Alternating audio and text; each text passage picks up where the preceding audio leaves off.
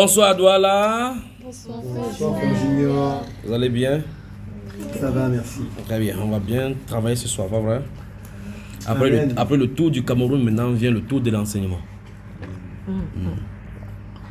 Rester n'est pas la technique au juge. Je me débrouillerai moi seul.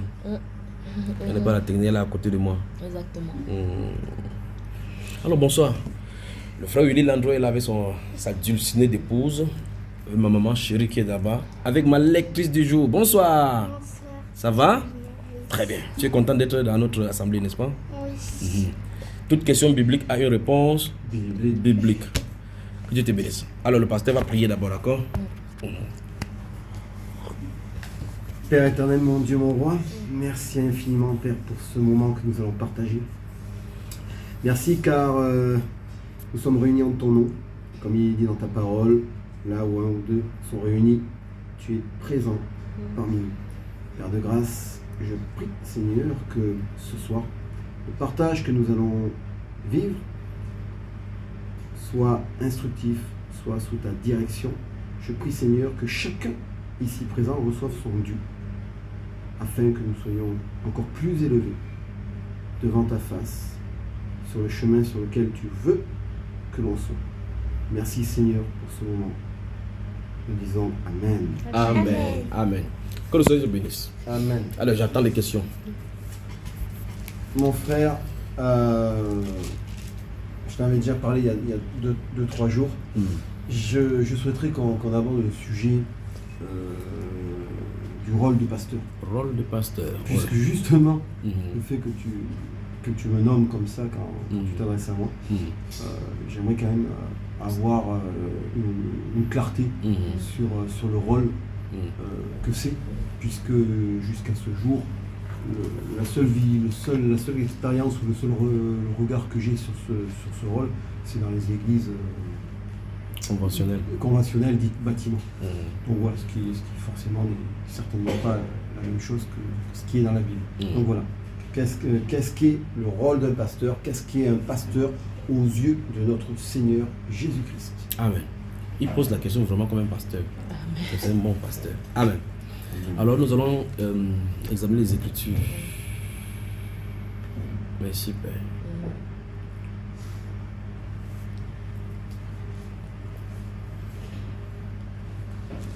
Le rôle de pasteur. Pour connaître le rôle de pasteur, il faut d'abord savoir ce que veut dire un pasteur. D'accord? Que veut dire pasteur? Et là, nous allons explorer l'Ancien Testament et le Nouveau Testament pour essayer de résoudre ces problèmes épineux, mais ô combien simples, clairs, dans les Saintes Écritures. C'est très complexe, mais simple. Il faut juste démêler. Et quand on va démêler, on sortira vraiment avec... C'est un peu comme chercher le mot. Il y a souvent les livres pour tracer les mots, on trace, et finalement on détecte les mots là. Les mots mêlés? Oui, voilà, les mêmes mots. On les mélange comme ça, et puis quand vous traces, tu bats. Et les lettres qui restent là, tu formes un mot avec. Et puis tu dis, oh, comment je n'y ai pas pensé depuis. C'est comme ça qu'on va faire avec cela. C'est pourquoi? Parce qu'en réalité, comme tu as dit, l'utilisation du mot pasteur à tort et à travers, en fait, quand quelqu'un prêche n'importe où, on appelle juste pasteur. Pourtant, il y a la fonction du pasteur, la fonction d'évangéliste, la fonction de prophète, apôtre, docteur, dans les Saintes Écritures, comme on va voir. Commençons d'abord par lire Éphésiens chapitre 4, le verset 11. Éphésiens chapitre 4. Éphésiens chapitre 4. Nous avons la sœur Émeraude, avec sa délicate voix qui va nous lire cela. Chapitre 4. Chapitre 4. Le verset 11. C'est ta Bible ça? Oui. Très bien. Dis-nous ça. Et il a donné les uns comme apôtres, Oui. les autres comme prophètes, les autres comme évangélistes, Oui. les autres comme pasteurs et docteurs. Amen. Voyez ça? Tu es dans le verset, mon frère? Oui. Très bien. Je vais d'abord corriger quelques serviteurs qui ont utilisé ces passages pour tordre au courant des siècles. C'est mon rôle. Vous savez pourquoi c'est comme ça? Parce que quand nous ne sommes pas là pour corriger, les faux vont dire n'importe quoi. Il y a un particulièrement dont je vais citer le nom, Kakou Philippe, qui dit qu'en réalité il y a 4 ministères. il cite les 4 premiers. Lisons, il y a combien là-bas? Le premier, c'est quoi? Apôtre, Deuxième, prophète, troisième, évangéliste, quatrième, pasteur, et puis docteur. docteur. Et il dit, et il se dit prophète. Et il n'est pas le seul dans ces cas-là. Je les suivais au courant, je les ai suivis au courant des siècles. Ils disent que non, il y a 4 ministères. Et c'est Jésus qui détient l'autre là, le pasteur. Et on va voir pourquoi ils disent cela. Et c'est pour ça que je dis toujours, il y a les pieds d'achoppement dans les Saintes Écritures. Donc voici l'assertion qu'ils disent. Ils disent, dans la Bible, on ne voit pas le rôle du pasteur. Écoutez-moi très attentivement. On ne voit pas le rôle du pasteur. Ça, c'est la correction, premièrement, non? Ça, c'est la correction de cette doctrine-là, avant d'entrer en plein là-dedans pour mettre les choses au clair. Donc, ils disent que on ne voit pas le rôle du pasteur dans les Saintes Écritures, particulièrement dans le Nouveau Testament. Et on va voir clairement que ça se trouve dans le Nouveau Testament, mais avec le langage de Dieu. Ils disent qu'on ne voit pas le rôle des pasteurs dans les Saintes Écritures, que c'est réservé au Seigneur. Parce qu'en fin de compte, on va voir comme on va lire dans le 1 Corinthiens 1, Pierre chapitre 2, verset 25. On va voir, et Hébreu, on parle que Jésus est le souverain pasteur. Je vais vous donner tous les passages, ne vous inquiétez pas. On va voir le passage qui appelle Jésus pasteur, souverain pasteur, grand pasteur des âmes, des brebis. On va voir cela et on va voir que dans le contexte que c'est dit, le pourquoi c'est utilisé. Donc, premier point, je vais d'abord corriger qu'en fin de compte, il y a 5 ministères, il n'y en a pas 4, comme c'est nommé ici. Et je ne vais pas aller loin, ni hors de ces passages. C'est toujours là-bas que nous allons rester pour corriger. D'accord? Alors, on a lu le verset 8, 11. Lisons d'abord le verset 8, 9, 10. Verset 8. C'est pourquoi il est dit, étant monté dans les hauteurs, il a emmené des captifs et il a fait des dons aux hommes. Oui. 9. Or, que signifie il est monté, sinon qu'il est aussi descendu dans les régions inférieures de la terre. Oui. Celui qui est descendu, c'est le même qui est monté au-dessus de tous les cieux, afin de remplir toutes choses. Oui. Et il a donné les uns comme apôtres. Stop. Donc, la façon que c'est amené, ça règle le problème. On dit, le Seigneur qui est descendu, celui qui est monté, parce qu'on parle de Christ ressuscité.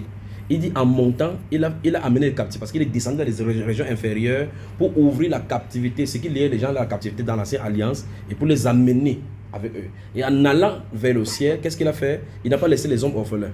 Il a laissé les hommes avec des conducteurs, avec les différents rôles et les différentes fonctions. Il dit, il a fait des dons aux hommes. Les dons aux hommes, c'est la façon dont se dit dans le Nouveau Testament, c'est plus explicite. Ce n'est pas un don comme don, c'est l'être humain qui est donné en don. Ça veut dire qu'il a donné en don aux hommes, les êtres humains. C'est-à-dire, si toi tu es pasteur, tu es un don pour les hommes. D'accord. C'est ce qu'il a dit, dire, pas que l'être humain reçoit un don de pasteur. C'est le pasteur lui-même qui est un don pour les autres. C'est l'apôtre qui est un don pour les autres.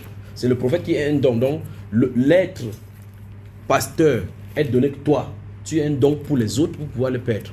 Pas qu'il a reçu un don, c'est différent de ça. Je ne sais pas si vous comprenez. Si elle reçoit un don de prophétie, c'est un charisme qu'elle reçoit spirituel.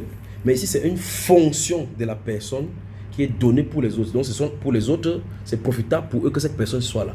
C'est pour ça qu'ils sont les dons pour ces personnes.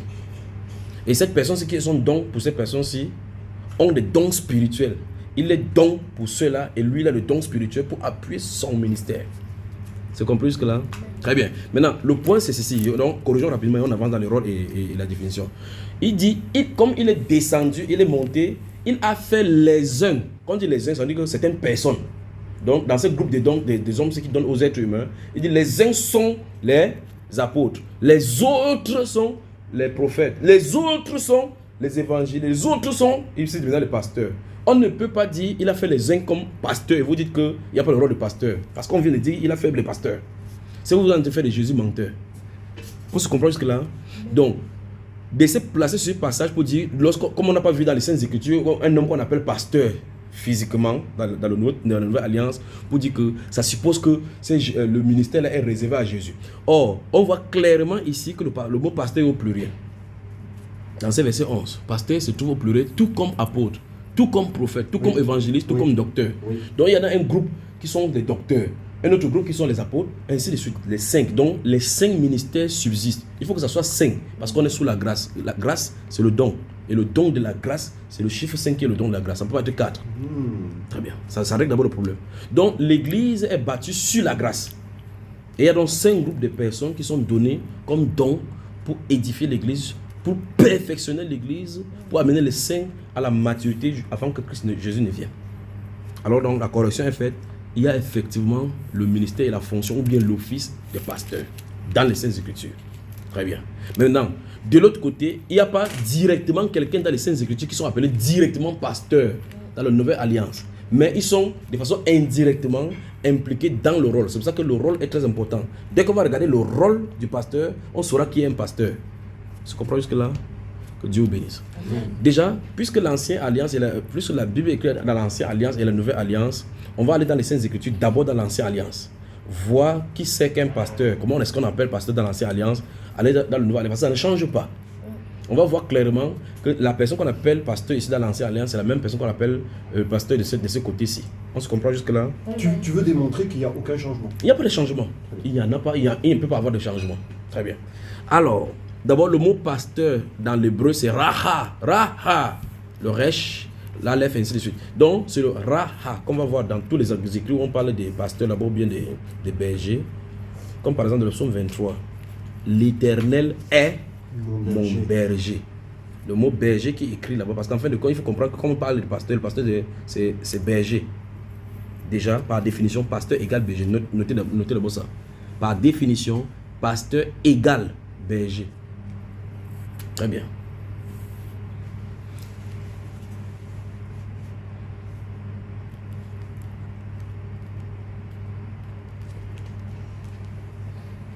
Et donc c'est pour ça qu'on parle toujours de brebis. Les brebis, naturellement. Et c'est là, on va prendre. C'est pour ça qu'il dit que ça ne peut pas manquer. Ça ne peut pas changer parce que le rôle du pasteur de l'Ancien Alliance ne peut pas changer par rapport au Nouveau Testament. Parce que, prenons un cas simple. Moïse, par exemple, quand il avait été chez Pharaon et qu'il a fui pour aller dans le désert, il est arrivé avec, il faisait perdre les brebis du troupeau de brebis de Jéthro. Oui. Et cette brebis-là était le lieu d'entraînement du fait qu'il viendrait sur cette même montagne avec les brebis qui sont les représentants d'Israël. Tu vois cela? Donc les chèvres qui partaient là-bas tout autour de montagne qui le dirigeaient dans le désert. Il était entraîné là-dedans. Tu comprends cela? Donc Moïse était un berger d'Israël. D'accord? Un type. Il y en a plusieurs types dans la Bible. Il y a Amos qui était un berger. Il disait qu'il cultive les sycomores. Dans le livre d'Amos, on va voir tout cela maintenant. David, lui, est un berger. On parle de la JBC de berger. La Bible déclare qu'il a pris derrière les brebis. D'accord? Donc, restons d'abord sur une définition. Je vais prendre une définition dans l'Ancienne Alliance et une autre dans la Nouvelle Alliance. Et on va voir de quoi il est question. Donc, je vais les citer Psaume chapitre 23, versets 1 et 2. Donc, notez juste entre parenthèses de ce que vous avez écrit. Vous avez dit par définition, berger, pasteur égale berger. Oui. D'abord, donc on va voir cela maintenant. Donc, entre parenthèses, Psaume 23, et puis vous notez et Jean 10, 10, 11, 12. Très bien. Alors, ma fille va le lire ça ici, le Psaume 23. Allons-y, à haute voix, d'accord? Oui. Cantique de David. L'Éternel est mon berger, je ne manquerai de rien. Oui. Il me fait reposer dans des verts pâturages. À haute voix, à haute voix. Il me dirige près des eaux paisibles. Oui. Il restaure mon âme, il me conduit dans les sentiers de la justice. Stop. Donc ici, on dit d'abord qui est le berger et qui est le brebis et le rôle que la personne qui est berger le fait. L'Éternel est mon berger, je ne manquerai de rien. Alors, ça veut dire que l'Éternel ici, c'est qui? C'est Dieu. Dieu lui-même est un pasteur. Parce que berger, ça veut dire pasteur. Le mot qui est utilisé dans la Nouvelle Alliance pour berger, quand vous voyez le berger, par exemple, tout à l'heure, nous avons commencé par la Éphésiens chapitre 4, verset 11. Quand vous lisez, et il a fait les uns comme apôtres, en grec c'est apostolos, prophète, prophétesse. Et puis vous voyez maintenant, on a ce pasteur, on écrit poimen. Poimen. En grec, le mot pasteur c'est poimen. En grec, le mot berger c'est poimen. Donc berger égale pasteur. Ok, en grec, que ce soit le mot pasteur, que ce Le soit mot berger, c'est le même mot. C'est le même mot. Vous voyez, c'est ça qui cause d'abord le problème. Donc partout, donc quand on dit par exemple, quand Jésus dit « Je suis le bon berger », il devrait dire « Je suis le bon pasteur ». Si quelqu'un cite ce verset en disant « Je suis le bon pasteur », alors il dirait les mêmes choses que... Parce qu'en grec, c'est ce que ça veut dire. Et maintenant, Dans ces Éphésiens chapitre 4, verset 11, où on a dit, il a fait les uns comme apôtres, prophètes, évangélistes, ainsi de suite. Si on arrive là-bas, là où il y a pasteur, on dit, il a fait les autres comme bergers. Tu vois, ça change toute la donnée. Ce n'est plus le titre maintenant en tant que grand titre, souverain, pasteur, ainsi de suite. Ce n'est plus ça. Donc, c'est pour ça qu'il a dit dès le départ, commençons par cette définition. Berger égale pasteur. Sur cette base-là, et on va construire là-dessus. Mon frère. Oui. Une question là, dans Éphésiens. Oui. Est-ce que l'ordre Oui. dans Oui, l'ordre hiérarchique là importe. Ça importe. Ça importe vraiment. Et on va y revenir dans ce ordre. Donc l'appellation, le fait qu'ils ont placé apôtre avant prophète dans la nouvelle alliance, c'est parce qu'en fin de compte, dans la nouvelle alliance, le titre et la fonction d'apôtre est nouveau par rapport à l'ancienne alliance. Parce que dans l'ancienne alliance, on voit le berger, prophète, sacrificateur, ainsi de suite. Mais il n'y a pas d'évangéliste, proprement dit, parce qu'il n'y a pas d'évangéliste là-bas. Il n'y a pas d'apôtre. Apôtre vient à partir de la nouvelle alliance. Donc, l'apôtre maintenant est classé comme étant le déclareur des oracles du Seigneur dans la nouvelle alliance, le constructeur, comment on appelle cela, le concepteur, et celui qui est le réceptacle. Vous voyez cela? Donc, l'apôtre est placé un peu au-dessus du prophète. Vous voyez comment les choses du Seigneur sont merveilleuses. Or, dans l'ancienne alliance, c'était le prophète qui était au-dessus. Parce que c'était le top. On arrive là maintenant. Alors, on a construit que, on a corrigé qu'effectivement, il y a les pasteurs, il y a le ministère des pasteurs, il y en a. Donc tous ceux qui disent qu'il n'y a que 4 ministères, c'est faux, parce que le verset où ils prennent pour dire qu'il y a 4 ministères, on dit qu'il a fait les uns comme. Il ne peut pas dire qu'il a fait les uns. Les uns, ils sont faits pour les êtres humains. Et on dit celui qui a fait cela, c'est Jésus. On ne peut pas dire que Jésus a fait les uns comme apôtres. Tu dis oui, ça c'est vrai. Il a fait les uns, les autres comme prophètes. Tu dis oui. Et puis il arrive maintenant, il a fait les autres comme évangélistes. Tu dis oui. Et puis il dit qu'il a fait les hommes comme pasteurs. Tu dis non, il n'y a pas de pasteur. Ça n'a pas de sens. Si tu refuses qu'il n'y a pas de pasteur, il faut refuser les autres. Parce qu'on dit c'est lui qui les a fait. Et c'est un groupe, ce sont des gens au pluriel. Donc le fait que les gens ne voient pas après cela les pasteurs de la Bible, la fonction de pasteur, ou bien encore directement. J'ai dit bien, ça se trouve dans les Saintes Écritures. Mais une étude minutieuse montre clairement qu'il se trouve. Et on va voir ça maintenant. Après avoir mis les définitions et autres là-bas, les fonctions des apôtres, enfin des prophètes, pas des prophètes, des pasteurs qui nous intéressent, on va aller directement dans la Bible, on va les retrouver. Dans la Nouvelle Alliance. C'est bien compris là? Alors non, je commence encore. Pasteur égale berger, on est d'accord? Oui. Alors, ici il dit, l'Éternel est mon berger. Nous sommes encore sur la définition, c'est que c'est qu'un pasteur. On va revenir avec les fonctions et les rôles. On va voir on va prendre cette même façon, on dit, l'Éternel est mon berger. Donc ça veut dire que la personne qui vient de parler, c'est David. Il dit, l'Éternel est son berger. Son berger, donc l'Éternel est son pasteur. Il me fait, donc dans ces conditions, il se place à la place de quoi? Celui qui parle se place à la place de quoi? S'il y a un berger, l'autre c'est qui? La brebis. Les brebis. Donc on ne peut pas parler de pasteur sans qu'il y ait des brebis. S'il y a des brebis, il y a forcément des bergers. Bon, je crois que le titre pasteur, maintenant on va désormais parler des bergers. D'accord? Parce qu'on a dit que berger égale pasteur. Donc, s'il y a des bergers, s'il y a des brebis, il y a forcément des bergers. Alors, le prophète ici, David ici dit, l'Éternel est mon berger, je ne manquerai de rien. Il me fait marcher dans les verts pâturages. David ne mange pas les herbes vertes, pas vrai frère? Alors donc, c'est parce qu'il a utilisé une parabole pour signifier qu'il est brebis. Et comme il est brebis, c'est l'Éternel qui le conduit d'aller dans les herbes vertes. Les herbes vertes, avec la chlorophylle, avec les vitamines qu'ont les herbes, ils vont vouloir montrer comment le berger prend soin de lui en lui donnant ce dont il a besoin pour se nourrir et grandir. Donc on commence à voir vraiment la fonction du berger là-bas. Par rapport aux brebis. On va y revenir dans la fonction, mais continuons dans les définitions en voyant tout cela. En sortant dans les différents versets qui vont parler des pasteurs et des brebis, on va voir clairement qu'en fin de compte, berger et brebis dans l'ancienne et dans la nouvelle alliance ne peuvent pas changer. Il y a des hommes qui occupent ces postes-là dans la nouvelle alliance. Vous y êtes? Le premier berger des Saintes Écritures s'appelle Abel. Genèse chapitre 4, verset 2. Il me semble bien.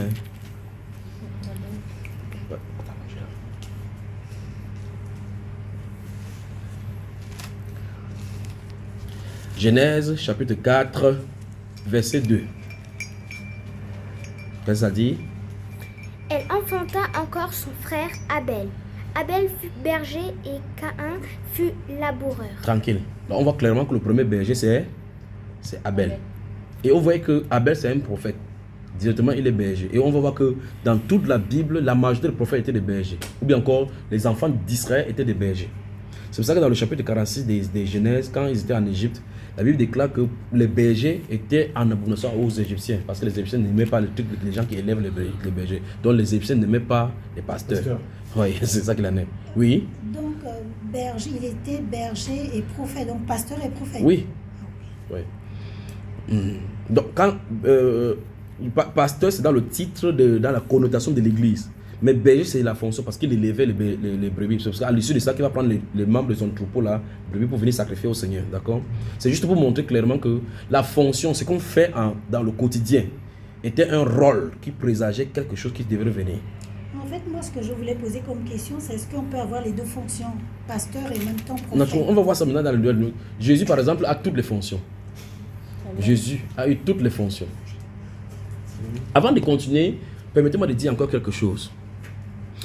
Dans l'écriture, principalement dans l'écriture, on voit qu'en réalité, les noms ne sont pas donnés au hasard. Quand les noms sont donnés, ça porte généralement et très souvent les titres et les fonctions et le rôle des personnes qui sont censées jouer. Vous voyez? Par exemple, Noé, ça veut dire quoi? Noah, ça veut dire consolation. Quand Dieu a voulu détruire la terre, c'est Noé qui était la consolation de Dieu. On se comprend jusque-là? Vous remarquez que Seth, c'est un remplacement. Prenons le cas d'Abraham, père d'une grande multitude. C'est à part lui maintenant que la postérité est sortie. Vous voyez? Isaac, il rit parce qu'elle a ri comme ils ont. Donc il y a une fonction. Pour le cas de Jésus, encore davantage, bon, Jésus, ça veut dire Yeshua. Ça veut dire que le Dieu sauveur. Donc, tu lui donneras le nom de Jésus. Parce que c'est lui qui sauvera son peuple. Jésus, c'est parce que, on a donné Jésus, parce que c'est le Dieu qui est censé sauver lui-même son peuple de ses péchés. Yeshua. Et donc, dans 2 Corinthiens chapitre 5, versets 19 et 20, la Bible déclare que Dieu était en Christ, réconciliant le monde avec lui-même, en n'imputant point aux hommes leurs péchés. Donc, c'était Dieu qui était en Christ pour réconcilier lui-même le monde. Quoi? Yeshua. Vous comprenez, hein? Donc le nom. Alors donc, le mot pasteur veut dire berger. Berger. Et quand tu dis berger, ça renvoie directement à quelqu'un qui élève le troupeau. Et quand ça le troupeau, on commence à regarder sa fonction que tu vas voir là-bas, c'est la même fonction qu'il réalisera ici maintenant. Mais qui il est? C'est un être humain. Et les brebis là, c'est qui? Ça représente les êtres humains sur qui il va gouverner. Donc quand on voit berger, on voit les troupeaux. Quand on voit berger, on voit les troupeaux. Et quand on voit le berger, ce qui fait que le berger, si plus conduit ceci, il y a un bâton. Le bâton, c'est le symbole, le commandement qui lui a été donné, l'autorité qui est donnée. Parce que quand le brebis il tape là, regardez. Un berger a des troupeaux, et il a des troupeaux pour les conduire vers les verts pâturages, des sources d'eau, des poésies, et les garder des lions, comme on va voir dans les Saintes Écritures là maintenant. D'accord? Très bien, on y va. Dans le chapitre, quand ça me prend là, je commence à aller dans tous les sens. Mais je vais, c'est vraiment. Mais dans le chapitre 46, dans le chapitre 46 de 49, dans le chapitre 49 de Genèse, remarquez que j'ai pris à l'entrée de Genèse, j'ai pris à la sortie maintenant de Genèse rapidement. Dans le chapitre 49 de Genèse, Jacob lui-même, souvenez-vous, Jacob c'était un berger parce qu'il a dû servir derrière le troupeau pour Léa et, comment il s'appelle, l'autre femme, Rachel. D'accord. Dans le chapitre 49 de Genèse, alors qu'il a donné la prophétie aux enfants, à ses enfants, il va parler de Joseph en signifiant quelque chose. Et il a indiqué la venue du Messie dans le type dont Joseph était, la venue du Messie. Verset 22 à 24. Nephtali est une biche en liberté. Il profère de belles paroles. Joseph est le rejeton d'un arbre fertile. D'un arbre fertile. Le rejeton d'un arbre fertile, près d'une source. Les branches s'élèvent au-dessus de la muraille. Ils l'ont provoqué, ils ont lancé des traits. Les archers l'ont poursuivi de leur haine. Mais son arc est demeuré ferme, et ses mains ont été fortifiées par les mains du puissant de Jacob.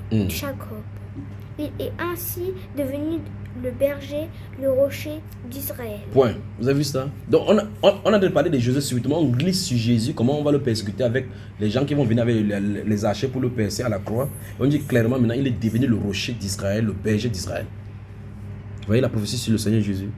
Et donc Jésus dit, quand on va voir dans le livre de Jean chapitre 10, allons-y là-bas maintenant, Jean chapitre 10.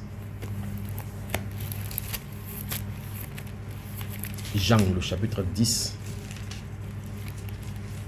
Matthieu, Marc, Luc, Jean, chapitre 10. Tu y es? Très bien. On va lire les versets 10 à 12. Le voleur ne vient que pour dérober et égorger et détruire moi.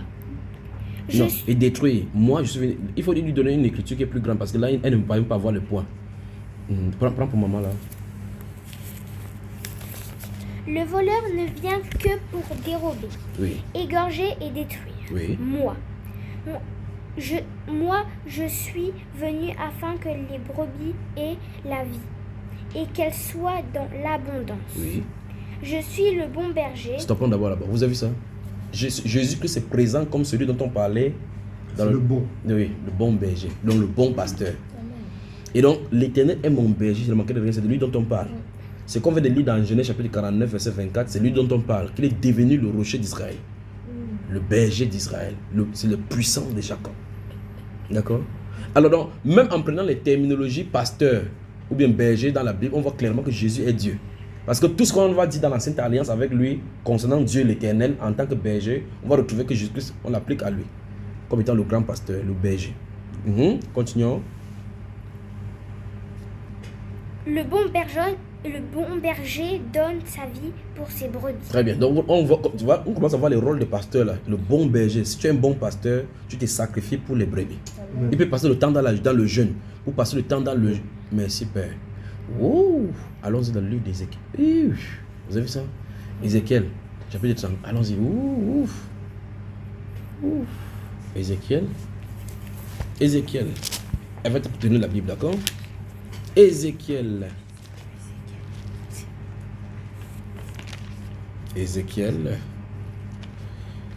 Vous y êtes. Chapitre, mon frère. Chapitre 34. Chapitre 34. Non, mais c'est le livre avant quoi là?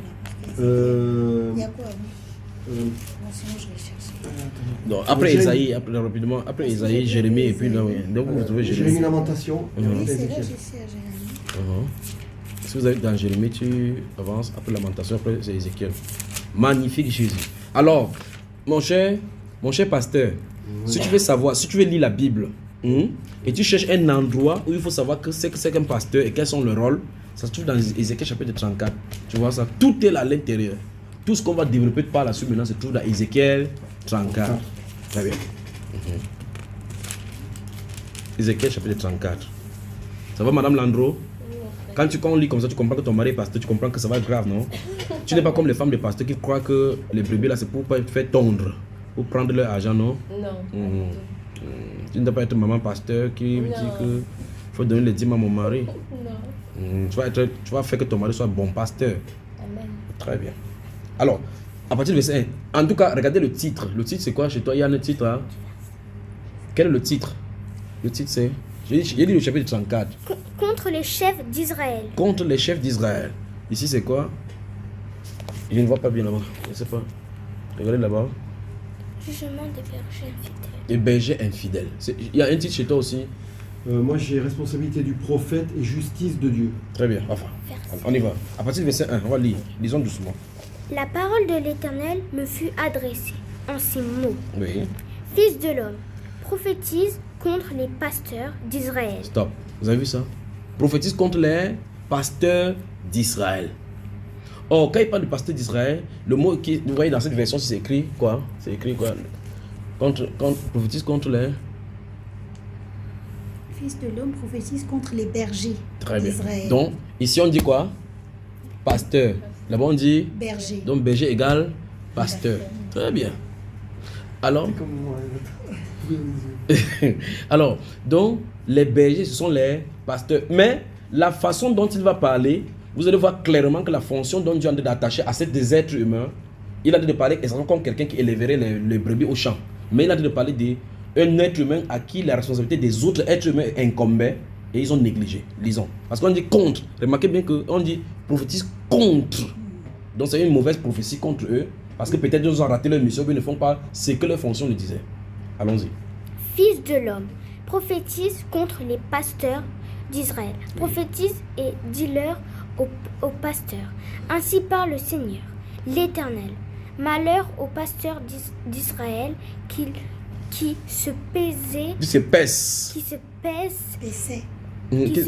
pèsent eux-mêmes. Qui se pèsent eux-mêmes. Tu vois ça? Et il va poser une question, oui. Les pasteurs ne devaient-ils pas perdre le troupeau? Stop. Les pasteurs ne devaient-ils pas perdre le troupeau? C'est la question que le Seigneur pose à ces pasteurs. Donc, ils ont raté leur mission. Donc, on peut mettre premier rôle. Pasteur berger a pour rôle de faire perdre le troupeau. On va passer du temps dans ce passage, dans ce thème-ci. Que Dieu te bénisse, pasteur du Seigneur. Merci. Que Dieu Amen. te bénisse. Que Dieu te bénisse. Donc, ne continue pas, ma fille. Donc, on pose les questions. Et comme je dis, on va démêler à partir d'ici donc toutes les ramifications. Les pasteurs, ou bien les bergers ne devraient-ils pas perdre le troupeau? Maintenant, je peux déjà répondre maintenant à la question dans la nouvelle alliance. Donc, le rôle des pasteurs, c'est de faire perdre le troupeau. Si tu fais perdre le troupeau, tu es un... c'est simple, ça devait régler le problème. Le rôle des pasteurs, c'est de faire perdre le troupeau. Si tu fais perdre les troupeaux, tu es un pasteur. Parce que tu as fait le rôle de pasteur. Attends, je veux encore. Je suis le bon berger. Le bon berger donne sa vie pour ses brebis. Les autres qui sont venus après moi, c'était des voleurs. Le bon berger protège le troupeau. Il sort. Si quelqu'un entre par moi, il trouvera le verre pâturage. C'est ce que Jésus dit. Maintenant, on vient de voir ici que Dieu a posé la question. Les pasteurs ne devaient-ils pas perdre le troupeau? Très bien. Maintenant, toi tu ne bouges pas, d'accord? Ouvre le livre de... Toi aussi, tu ne bouges pas là. Mets un stylo là-bas. Tu ouvres 1 Pierre. 1 Pierre et tu notes 1 Pierre chapitre 5. Magnifique Jésus. Seigneur, je t'aime.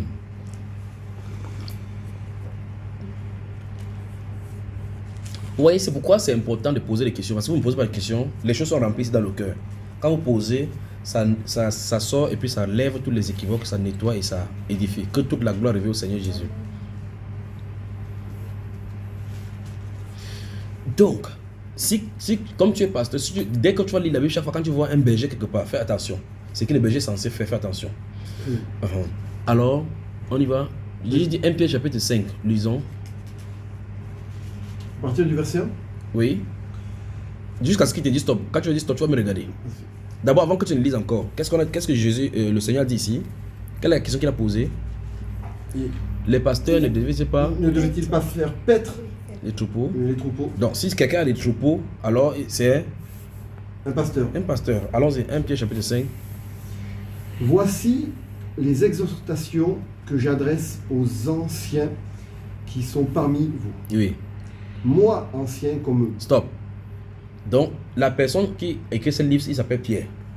Il dit, voici les exhortations que j'adresse aux anciens qui sont parmi vous. Moi, ancien comme eux. Le mot ancien qui est écrit en grec là-bas. Voici les exhortations que j'adresse aux anciens qui sont parmi vous.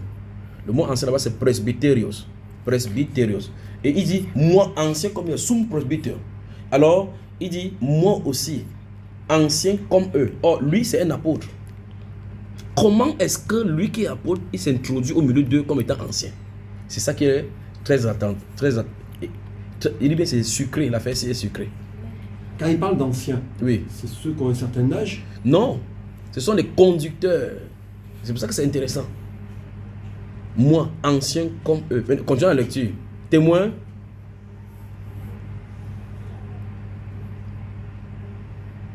Moi, ancien comme eux, oui, témoin des souffrances de Christ, oui, et participant de la gloire qui doit être manifestée. Oui. Paissez le troupeau de Dieu. Stop.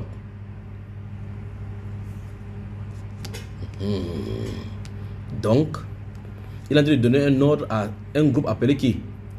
Ancien. Qu'il fasse quoi? Paître le troupeau. Paître le troupeau des dieux qui sont sous leur garde. Qui est sous votre garde. Très bien, arrêtons là-bas. Donc, ça veut dire qu'il est de leur responsabilité de paître le troupeau. Donc, ces groupes-ci, ce sont des pasteurs. Ça veut dire que les pasteurs et les anciens ont le même rôle. On y va doucement parce qu'il veut vraiment faire digérer ça là maintenant. Maintenant, il dit, c'est sous vos gardes. Et on dit c'est le troupeau de Dieu. Et ici Dieu dit que les pasteurs ne devraient-ils pas perdre le troupeau parce que c'est leur responsabilité. C'est leur responsabilité. Donc, alors, tout à l'heure, j'étais en train de dire qu'on va corriger le rôle, le premier quand les gens disent qu'il n'y a pas de rôle de pasteur dans les Saintes Écritures, et on va voir clairement que c'est écrit, mais avec le langage de Dieu. C'est ce langage qu'on a de déchiffrer. Et donc, vous voyez maintenant que ça prend à contre-pied les assemblées. Vous allez voir, il y a un pasteur principal et il y a les anciens seuls. Au point où c'est le pasteur principal qui nomme les anciens. Pourtant, un pasteur est un ancien, et c'est un parmi les anciens. Parce que c'est le pasteur qui est un groupe d'hommes. On a vu tout à l'heure que le pasteur est donné au pluriel. Donc, c'est un groupe d'hommes parmi lesquels il y a les anciens. Le pasteur est là parce que c'est la fonction du pasteur fait le fait qu'il nourrit le peuple, fait de lui le pasteur. On se comprend jusque-là? Pierre dit ici qu'il est parmi eux. Exactement comme aussi un ancien. Donc, il est aussi un pasteur. C'est pasteur. Un pasteur absolument. Donc Pierre, si vous voulez voir un pasteur dans les Saintes Écritures, vous voulez dire un être humain, c'est Pierre. Parce qu'il vient de dire là-bas qu'il est aussi participant et il est ancien comme eux. Maintenant, regardons où la responsabilité est donnée à Pierre. Allons-y dans le livre de Jean. Mets le doigt là-bas. Ne fais pas, on va y revenir. Je me sens bien. Qui te sent bien aussi?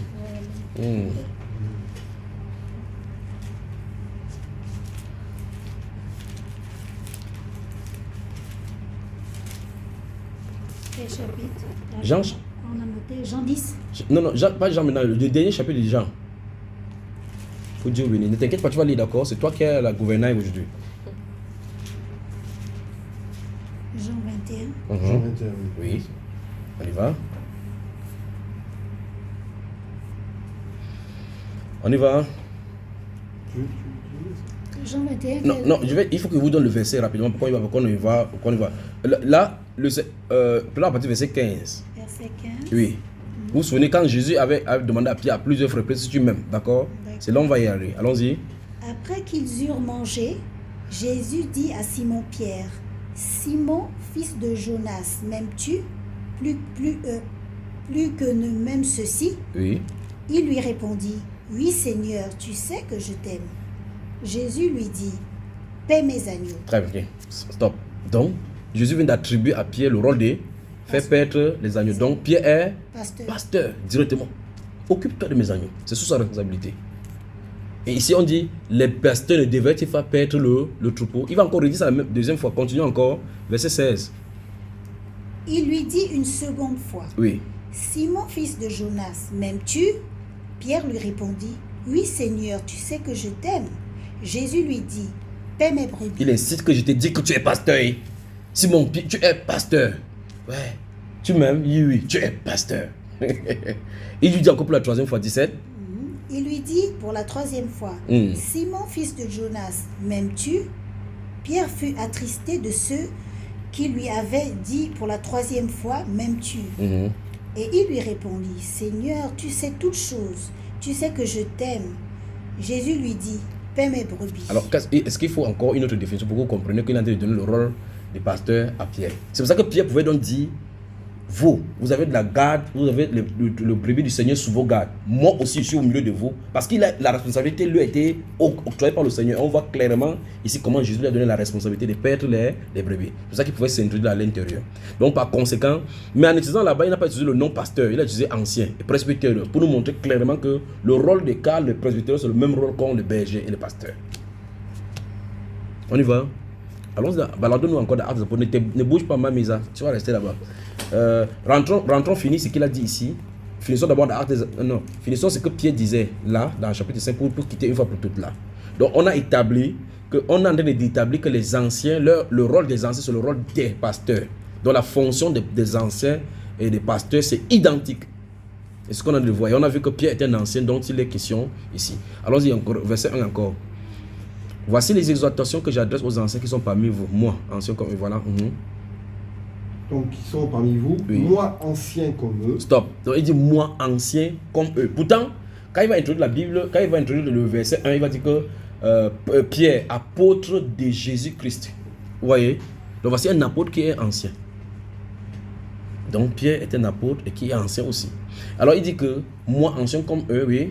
Témoin des souffrances de Christ et participant de la gloire qui doit être manifestée. Paissez le troupeau de Dieu. Stop. On se souvient que Jésus lui a dit la même chose.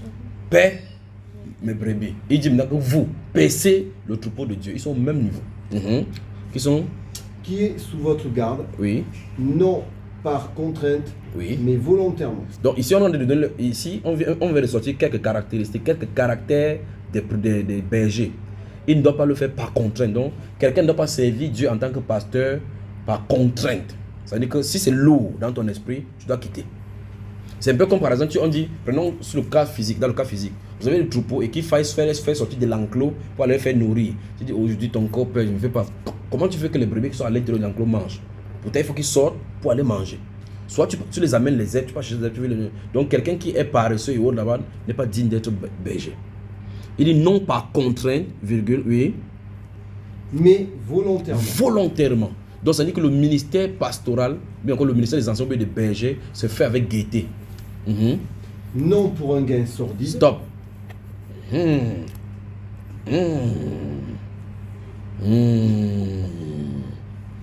Voilà le barbe qui blesse dans le ministère pastoral. Non pour un gain sordide. Donc si le ministère pastoral, tu entends les gens en parler des paroles, et on va voir que le ministère pastoral, le ministère du berger, attribué aux êtres humains qui font cela de bon cœur, est attaché à... Il y a la prospérité qui est attachée. On va voir ça clairement dans les Saintes Écritures. Mais on ne demande pas qu'ils prêchent la prospérité. Parce qu'en fin de compte, les bergers connaissent où se trouvent les verts pâturages, où se trouve le terrain où il y a la nourriture pour amener les brebis. Ils sont censés nourrir les brebis pour que les brebis ne soient pas chétifs, comme on va voir dans le chapitre 34 d'Ézéchiel ici. Donc il dit non par contrainte, non pour un gain sordide. Oui. Mais avec dévouement. Avec dévouement. Vous voyez cela? C'est un sacerdoce sans intérêt. Avec dévouement. Oui.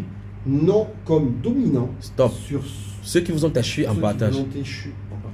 Donc, non comme dominant. Vous voyez clair? Parce qu'en fin de compte, malgré que tu sois berger et que tu sois pasteur, vous avez été sauvés au même prix. Le même sang qui a collé à la croix, vous êtes sauvés de la même façon. Oui. Le pasteur n'est pas supérieur au brebis. Dans ce mystère du corps de Christ, malgré que tu sois conducteur, c'est un poste tout simplement, un peu comme vous serez dans la même classe. Et le maître dit, tu es le chef de classe. Vous suivez le même cours. Vous suivez les mêmes épreuves écrites, et peut-être même celui que tu viens fouetter ou bien tu mets le nom qu'il a bavardé, il peut être premier de la classe, tu es dernier. Mais c'est seulement la grâce que le maître dit, toi tu es chef de classe, suivez tes camarades. Vous remarquez que vous portez les mêmes, si vous avez les uniformes, vous avez les mêmes uniformes, vous passez les mêmes épreuves, tu t'amuses, tu échoues en classe. Donc sur cette base, avec cet exemple-ci, pensons-y que les conducteurs, que ce soit apôtres, n'importe qui, ne dépassent en rien les autres chrétiens, parce qu'en fin de compte, c'est le même prix du salut qui nous a été adressé. Nous sommes sauvés de la même façon. Nous avons le même Saint-Esprit. Mais c'est seulement les grâces du ministère que Dieu a donné à chacun. Et ça ne fait pas que quelqu'un soit supérieur aux autres. Vous voyez? C'est pour ça que quand on n'a pas compris ces choses aussi, quand vous m'expliquez par rapport à un pasteur que les gens venaient se positionner devant lui, les gens n'osaient pas se rabaisser n'importe comment, lui adresser la parole n'importe comment. Vous voyez cette révérence-là. C'est dû seulement au Seigneur Jésus.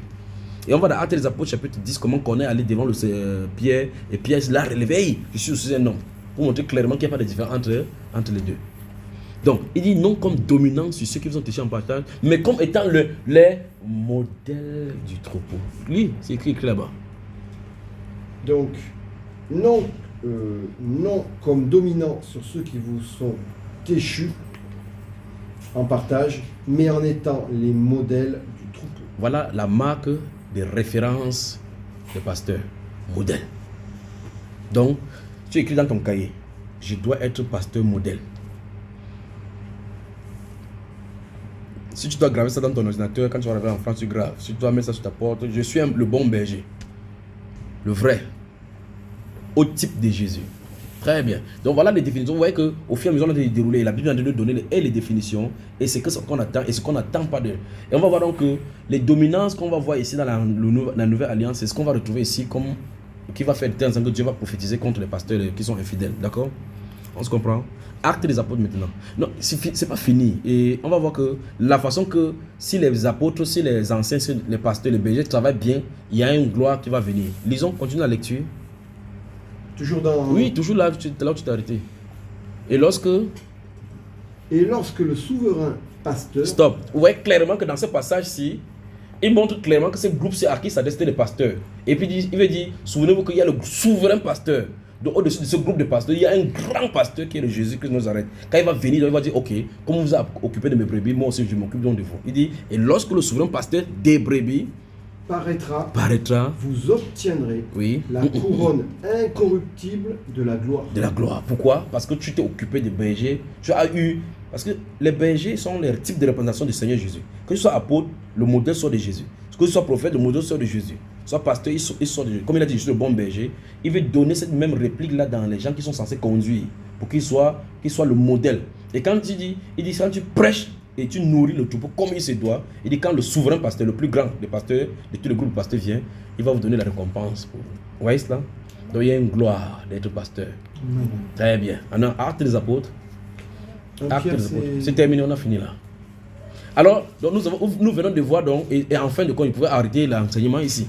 Nous venons de voir donc dans le Nouveau Testament des groupes de pasteurs. Donc, Pierre s'adresse donc au groupe de pasteurs, ici les exhortations qui sont parmi eux. Et donc, il place Jésus-Christ comme étant le souverain pasteur au milieu d'eux. Et lui-même se place en s'incluant.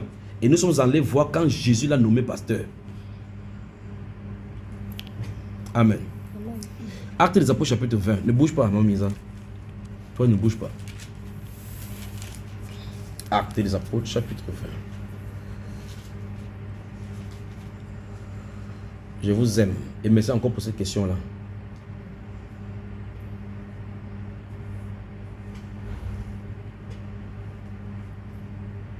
Actes des apôtres, chapitre 20, chapitre 20. Tu as ouvert déjà? Oui, juste. Alors, c'est toi qui attendais. Lisons à partir du verset 17. Cependant, de Milet, Paul envoya chercher à Éphèse les anciens de l'Église. Lorsqu'ils furent arrivés vers lui, il leur dit: vous savez de quelle manière, depuis le premier jour où je suis entré en Asie, je me suis sans cesse conduit avec vous, servant le Seigneur en toute humilité, avec larmes et au milieu les épreuves que me suscitent les embûches des Juifs. Vous savez que je n'ai rien caché de ce qui vous était utile. Alors, allons-y d'abord doucement, expliquons le contexte. On dit ici que, dans ce verset 17, on dit que c'est pendant des millénaires, Paul envoya chercher à Éphèse les anciens de l'église. Donc il a amené dans une ville de côté. Il envoie par exemple Timothée et Eraste que allez m'amener les anciens, les anciens. Non, on arrive, c'est pour ça qu'il faut qu'on creuse. Les anciens. De toute façon, on vient de lire dans 1 Pierre chapitre 5. Et on a vu là-bas que c'était les anciens. Sauf que quand on rend en français ancien, il faut faire attention quand on va commencer à lire. D'accord? Alors, à cet instant, c'est le mot ancien, là, c'est le même mot grec qu'on a utilisé là-bas, c'est presbyterios, qui sont mis ici. Je veux que, ici encore, ça va davantage amplifier la chose. Alors, les anciens de la ville d'Éphèse sont venus vers Paul. Ils voulaient faire leur adieu. Ils s'assoient comme dans la maison, les anciens, comme je travaille souvent avec les hommes là, que les anciens venaient. Ils s'assoient. Il dit, vous savez vous-même, il a commencé à donner le conseil, d'accord? On va arriver jusqu'au verset 28, on va voir ce qu'il a dit, on va dire maintenant. Donc, continuons la lecture. Je voulais d'abord placer que le mot ancien ici, c'est le même mot presbytère, ce qu'on a vu dans le livre d'Éphésiens, chapitre 1 Pierre, chapitre 5. Donc, ça dit que c'est le même groupe de personnes à qui Pierre parlait là. La même fonction, c'est la même personne ici à qui Paul en est de parler. Allons-y. Verset 20. Vous savez que je n'ai rien caché de ce qui vous était utile, et que je n'ai pas craint de vous prêcher et de vous enseigner publiquement et dans les maisons, annonçant aux Juifs et aux Grecs la repentance envers Dieu et la foi en notre Seigneur Jésus-Christ.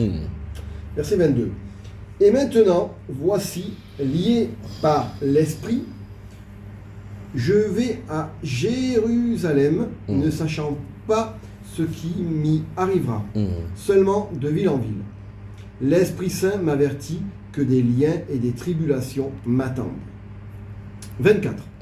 Mais je ne fais pour moi-même aucun cas de ma vie, comme si elle m'était précieuse, pourvu que j'accomplisse ma course avec joie et le ministère que j'ai reçu du Seigneur Jésus, d'annoncer la bonne nouvelle de la grâce de Dieu.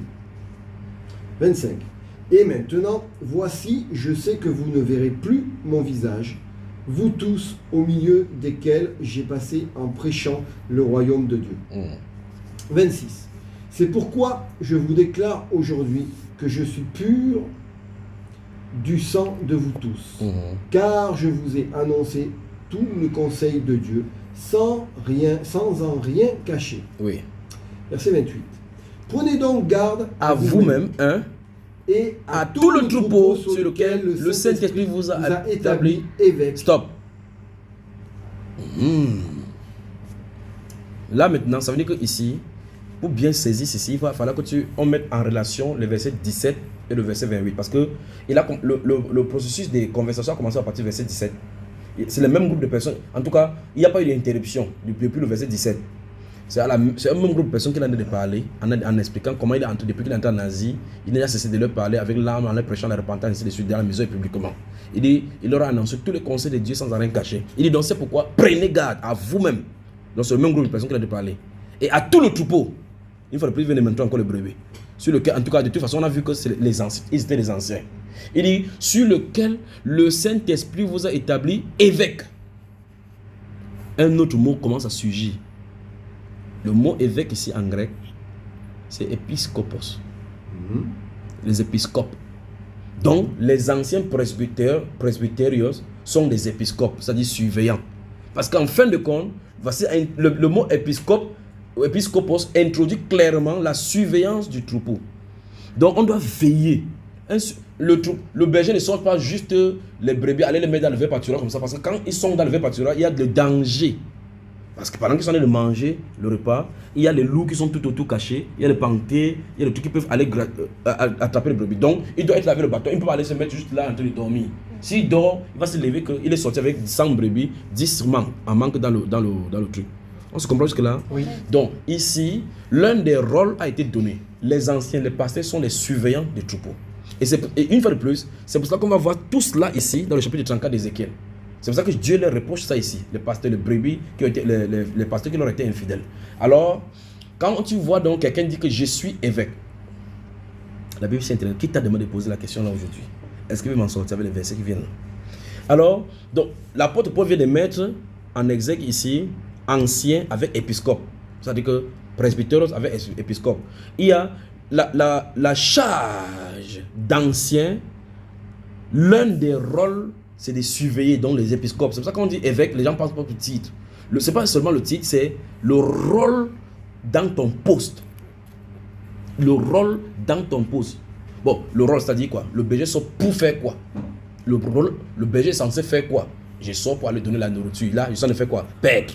Donc, quand il sort pour donner la nourriture, il est en train de perdre. Pendant qu'il donne la nourriture, il est en train de manger, il fait comme ça là. Qu'est-ce qu'il fait?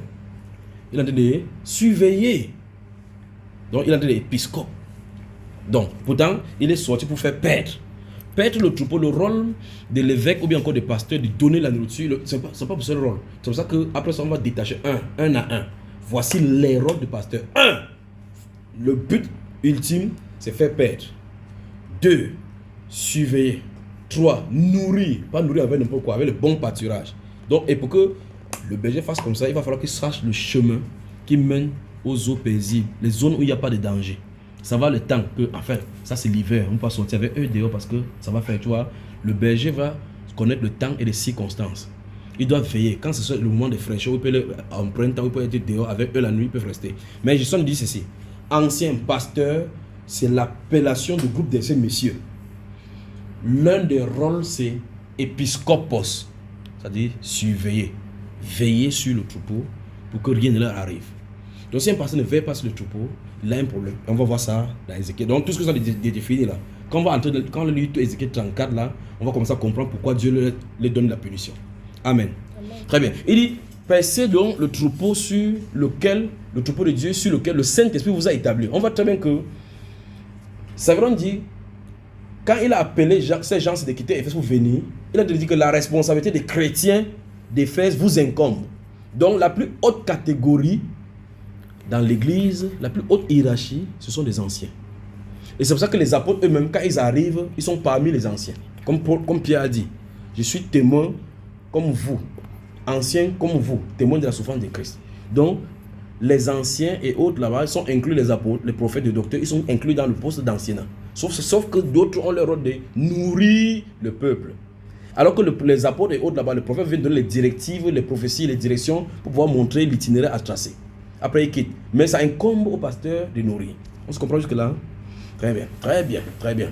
Alors, paissez le troupeau de Dieu qui est sous vos gardes. Quand le Saint-Esprit vous a établi. Non, on y va. Prenez donc garde à vous-même et à tout. Prenez donc garde à vous-même et à tout le troupeau sur lequel le Saint-Esprit vous a établi évêque. Oui. Pour paître l'église du Seigneur. Une fois de plus, le mot paître se ressort encore ici. Parce qu'à Pierre, il avait dit paix mes brebis. Et l'apôtre a dit à l'autre, Pierre a dit à l'autre, paissez le troupeau de Dieu, pas vrai? Qu'il s'est acquise par son propre sang. Oui. 29. Je sais qu'il s'introduira parmi vous. Oui. Parmi mon départ. Ah non, après mon départ. Après mon départ. Oui. Des loups cruels qui n'épargneront pas le troupeau. C'est pour cela que vous voyez sur l'internet, on dessine maintenant un pasteur avec l'enveloppe de loup. Il est à l'intérieur, il devait être le loup qu'on a porté les habits de brebis. Ils sont à l'intérieur comme ça, alors que c'est le loup qui sont à l'intérieur.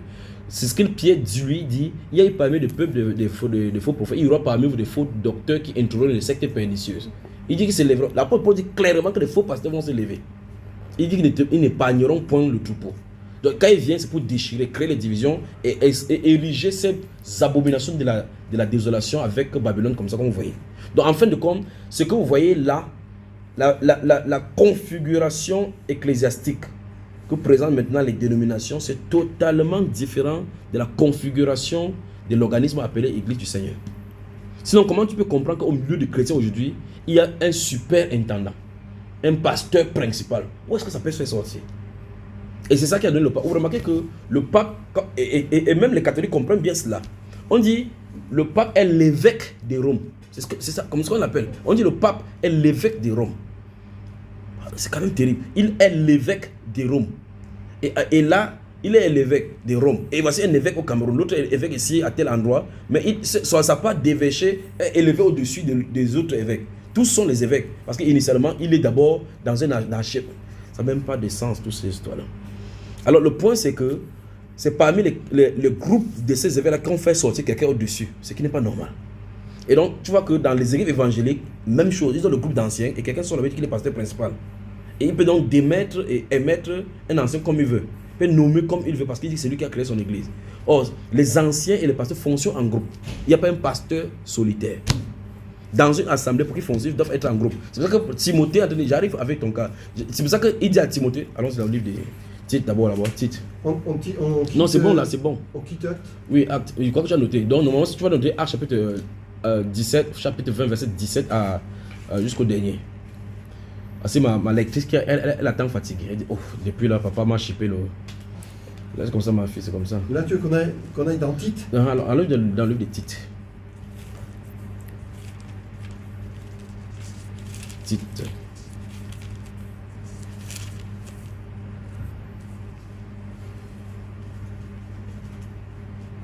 On y va. Chapitre, mon frère. Chapitre 1. Verset. Tu y es en titre, chapitre 1. Oui. Très bien. Tout le monde y est là-bas. Chapitre 1, c'est bon. On va aller à partir du verset 5. Verset 5. Je t'ai laissé en Crète, afin que tu mettes en ordre ce qui reste à régler, et que, selon mes instructions, tu établisses des anciens dans chaque ville. Stop. Vous avez vu? Des anciens dans chaque ville. On va comprendre qu'une ville est commandée par les anciens. Et il ne pas dit que dans chaque ville tu établis un ancien. Il dit des anciens dans chaque ville. Une ville, plusieurs anciens. Une ville, plusieurs anciens. Des anciens dans chaque ville. Et encore une fois de plus, le même mot grec ici, le ancien ici, c'est presbyterios. Donc, le groupe dont tu as parlé ici, c'est le même groupe à qui Paul vient de parler à des apôtres. C'est le même groupe à qui Pierre a parlé dans 1 Pierre chapitre 5. Ils auront le même rôle. Allons-y. S'il s'y trouve quelques hommes irréprochables. Donc ici maintenant on donne les caractéristiques des pasteurs. Donc tu dois lire ça et coller ton image là-dessus. Donc chaque fois quand tu vas lire maintenant, tu vas faire bouger tes vers chaque fois pour voir vraiment si tu respectes cela. On y va. Si se trouve. Donc, quelque homme irréprochable, 1, mari d'une seule femme, 2, ayant des enfants fidèles, 3. Donc, allons-y, ça, c'est 3 conditions. Les 3 premières conditions, tu les respectes? qui ne soit ni accusé... Est-ce qu'il a répondu? Attends. Ça veut dire que ce sont les conditions que tu dois devoir vérifier. Il y en a 19 conditions pour être pasteur. Alléluia. Amen. Donc, voilà donc. Ça veut dire que quoi? Quand tu vas vouloir commencer, première chose à faire, c'est tu vas regarder les conditions d'éligibilité de ton poste de pasteur. Alors, Ayant des enfants fidèles, qui ne soient ni accusés de débauche, ni rebelles. oui. Car il faut que l'évêque soit Stop. irréprochable. Une fois de plus encore, il place le mot évêque. Alors qu'il vient de dire, si tu trouves quelques hommes infidèles, dans chaque vie, établir les anciens. Si tu vas dire qu'il faut que l'évêque. C'est quand même curieux l'apôtre Paul. Et tu vois que quand quelqu'un conduit par le Saint-Esprit, il ne peut pas faire l'erreur. Et ça veut dire quoi? Ça veut dire qu'un pasteur est aussi évêque? C'est ça, j'ai passé le temps à expliquer ça tout à l'heure. L'évêque n'est pas un titre en réalité, c'est un rôle. C'est le rôle d'un office. D'accord? D'accord. Donc ici, tout à l'heure, quand nous avons lu Actes des Apôtres, souviens-toi, on dit dans le verset 17, il dit cependant des millénaires, Paul a envoyé à Éphèse appeler les anciens de l'église d'Éphèse. Et au verset 28, il a dit, prenez garde à vous-même et à tout le troupeau dont le Saint-Esprit vous a établi évêque. Là, il a encore utilisé évêque aux anciens. Ici, même chose encore. Et j'ai dit évêque, ça veut dire épiscopos, surveillant. Et on va aller tout à l'heure dans le livre de Timothée chapitre 3. Donc, vous remarquez que un ancien doit veiller, les anciens doivent veiller à surveiller que le troupeau, surveiller que la nourriture qui donne, il n'y a pas de poison, surveiller qu'il n'y ait pas des racines d'amertume qui va pousser à l'intérieur, surveiller que les biens sont bien nourris et que les gens ne sont pas sélectifs, surveillant que les brebis ne sont pas malades. Sauf qui ont été blessés, peut-être il y a un truc là-bas qui a essayé. Si d'autres sont arrivés et puis ils sont entrés dans le trou, ils sont en train de boiter, il faut regarder ce qui ne va pas. Ma soeur, pourquoi tu ne vas pas depuis? Il ne te voit plus assidu comme avant, qu'est-ce qui ne va pas? Voilà le pasteur. Le prophète, lui, n'est pas le temps pour cela. Il donne le jugement seulement.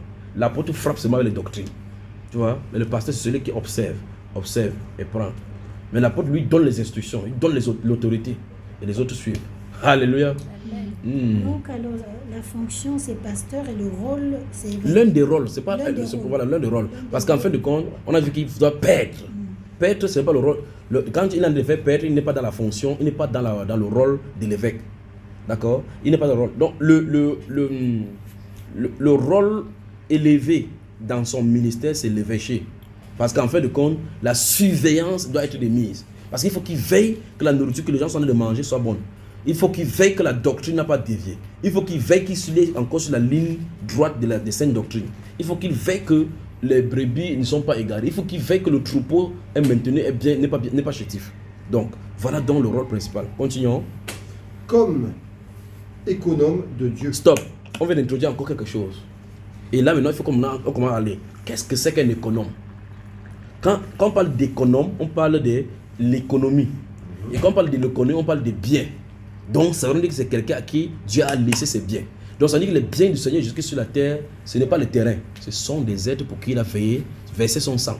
Il a payé un prix de sacrifice pour acquérir son bien. Et son bien là, c'est ce qu'on appelle l'église ou les brebis. Et donc, l'évêque ou bien encore l'ancien est un économe de Dieu à qui Dieu a confié ses brebis. Il doit lui rendre des comptes. Donc, le pasteur joue le rôle d'économe. Qu'il ne soit ni arrogant, Oui. ni colère, Encore. ni adonné au vin. Non, attends. Colère, Encore ça. ni colère, Encore. ni colère, Ni. ni colère. Donc, je veux que tu dises si je suis pasteur, Si je suis pasteur, je ne dois pas être colère. je ne dois pas être colère, Très bien. ni adonné au vin, Oui. ni violent, Encore. ni violent, Encore. ni violent. Donc, dis si je suis pasteur, Si je suis pasteur, je ne dois pas être violent. je ne dois pas être violent, Très bien. ni porter à un gain déshonnête. Une fois de plus, vous voyez, tout à l'heure, c'est Pierre qui avait utilisé ces choses-là par rapport au gain déshonnête. Donc, ici, l'apôtre Paul parle encore de la même chose. Donc, ça veut dire que le pasteur ne doit pas être porté vers l'argent. Ça veut dire quoi? Ça veut dire que le pasteur ne prend pas les brebis comme une source d'enrichissement, mais il travaille avec dévouement. Très bien. Mais qu'il soit hospitalier, ami des gens, de bien, Oui. modéré, Oui.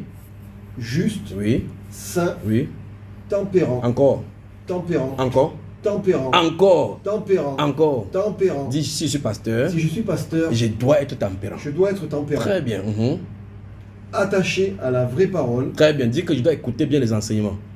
je dois bien écouter les enseignements, Lis bien la Bible lire bien la Bible pour m'attacher à la vraie parole, et m'attacher à la vraie parole, telle qu'elle a été enseignée, telle qu'elle a été enseignée, afin d'être capable. afin d'être capable. Donc tu vois que si un pasteur ne lit pas lui-même les Écritures et n'est pas attaché à ça, il ne pourra pas donner les vraies nourritures. Vous voyez, c'est pour ça qu'on dit que l'un de ses rôles, c'est de s'attacher lui-même à la parole pour pouvoir bien enseigner. C'est pour ça que la Bible déclare, que Paul a dit tout à l'heure, que prenez garde à vous-même d'abord, vous-même, et à tout le troupeau. Parce que tu peux donner un enseignement à quelqu'un, et quand tu donnes le faux enseignement, pour enlever ça, il faut la grâce de Dieu pour que ça sorte de la tête de quelqu'un. Donc attaché donc à la vraie parole telle qu'elle a été enseignée, Oui. afin d'être capable d'exhorter selon la saine doctrine. Donc l'exhortation qu'il doit donner, ça doit être selon la saine doctrine. Et je crois qu'à Ziguinchor, j'en vais parler, c'est que la saine doctrine. Et de réfuter les contradicteurs. La Bible vient de nous dire que les pasteurs auront le contradicteur. Donc quand tu vas prêcher, les gens vont venir tester ton enseignement. Et pour cela, il faut que tu sois assis dans la parole. Donc, un pasteur a pour rôle. C'est pas normal qu'à l'espace d'un an, le pasteur ne lit pas toute la Bible. Il y a des pasteurs qui n'ont jamais lu Sophonie. Tu dis Sophonie, ils ne savent même pas où ça se trouve. Tu vois? Tu dis que Habakkuk, il dit Habakkuk, c'est dans la Bible? Oui, pasteur. Donc, dis, je dois lire la Bible. Je dois lire la Bible. Je dois prendre la Bible à bras le corps. Je dois prendre la Bible à bras le corps. Très bien, continuons.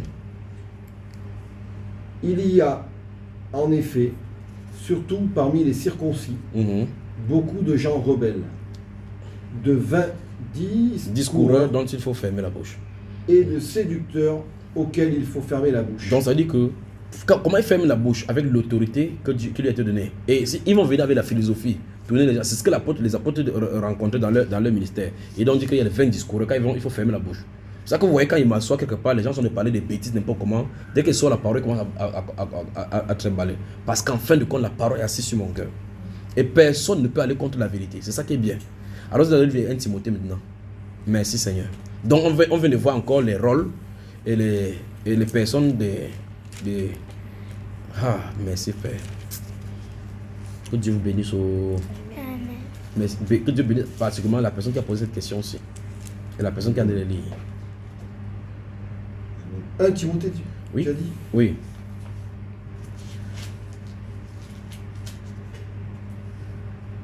Tu avais dit chapitre 3. Hein. Oui. Verset 1. Mhm. Cette parole est certaine. Oui. Si quelqu'un aspire à la charge d'évêque, Stop. Vous voyez? Il aspire à quoi? à la charge d'évêque, Il n'aspire pas à être évêque.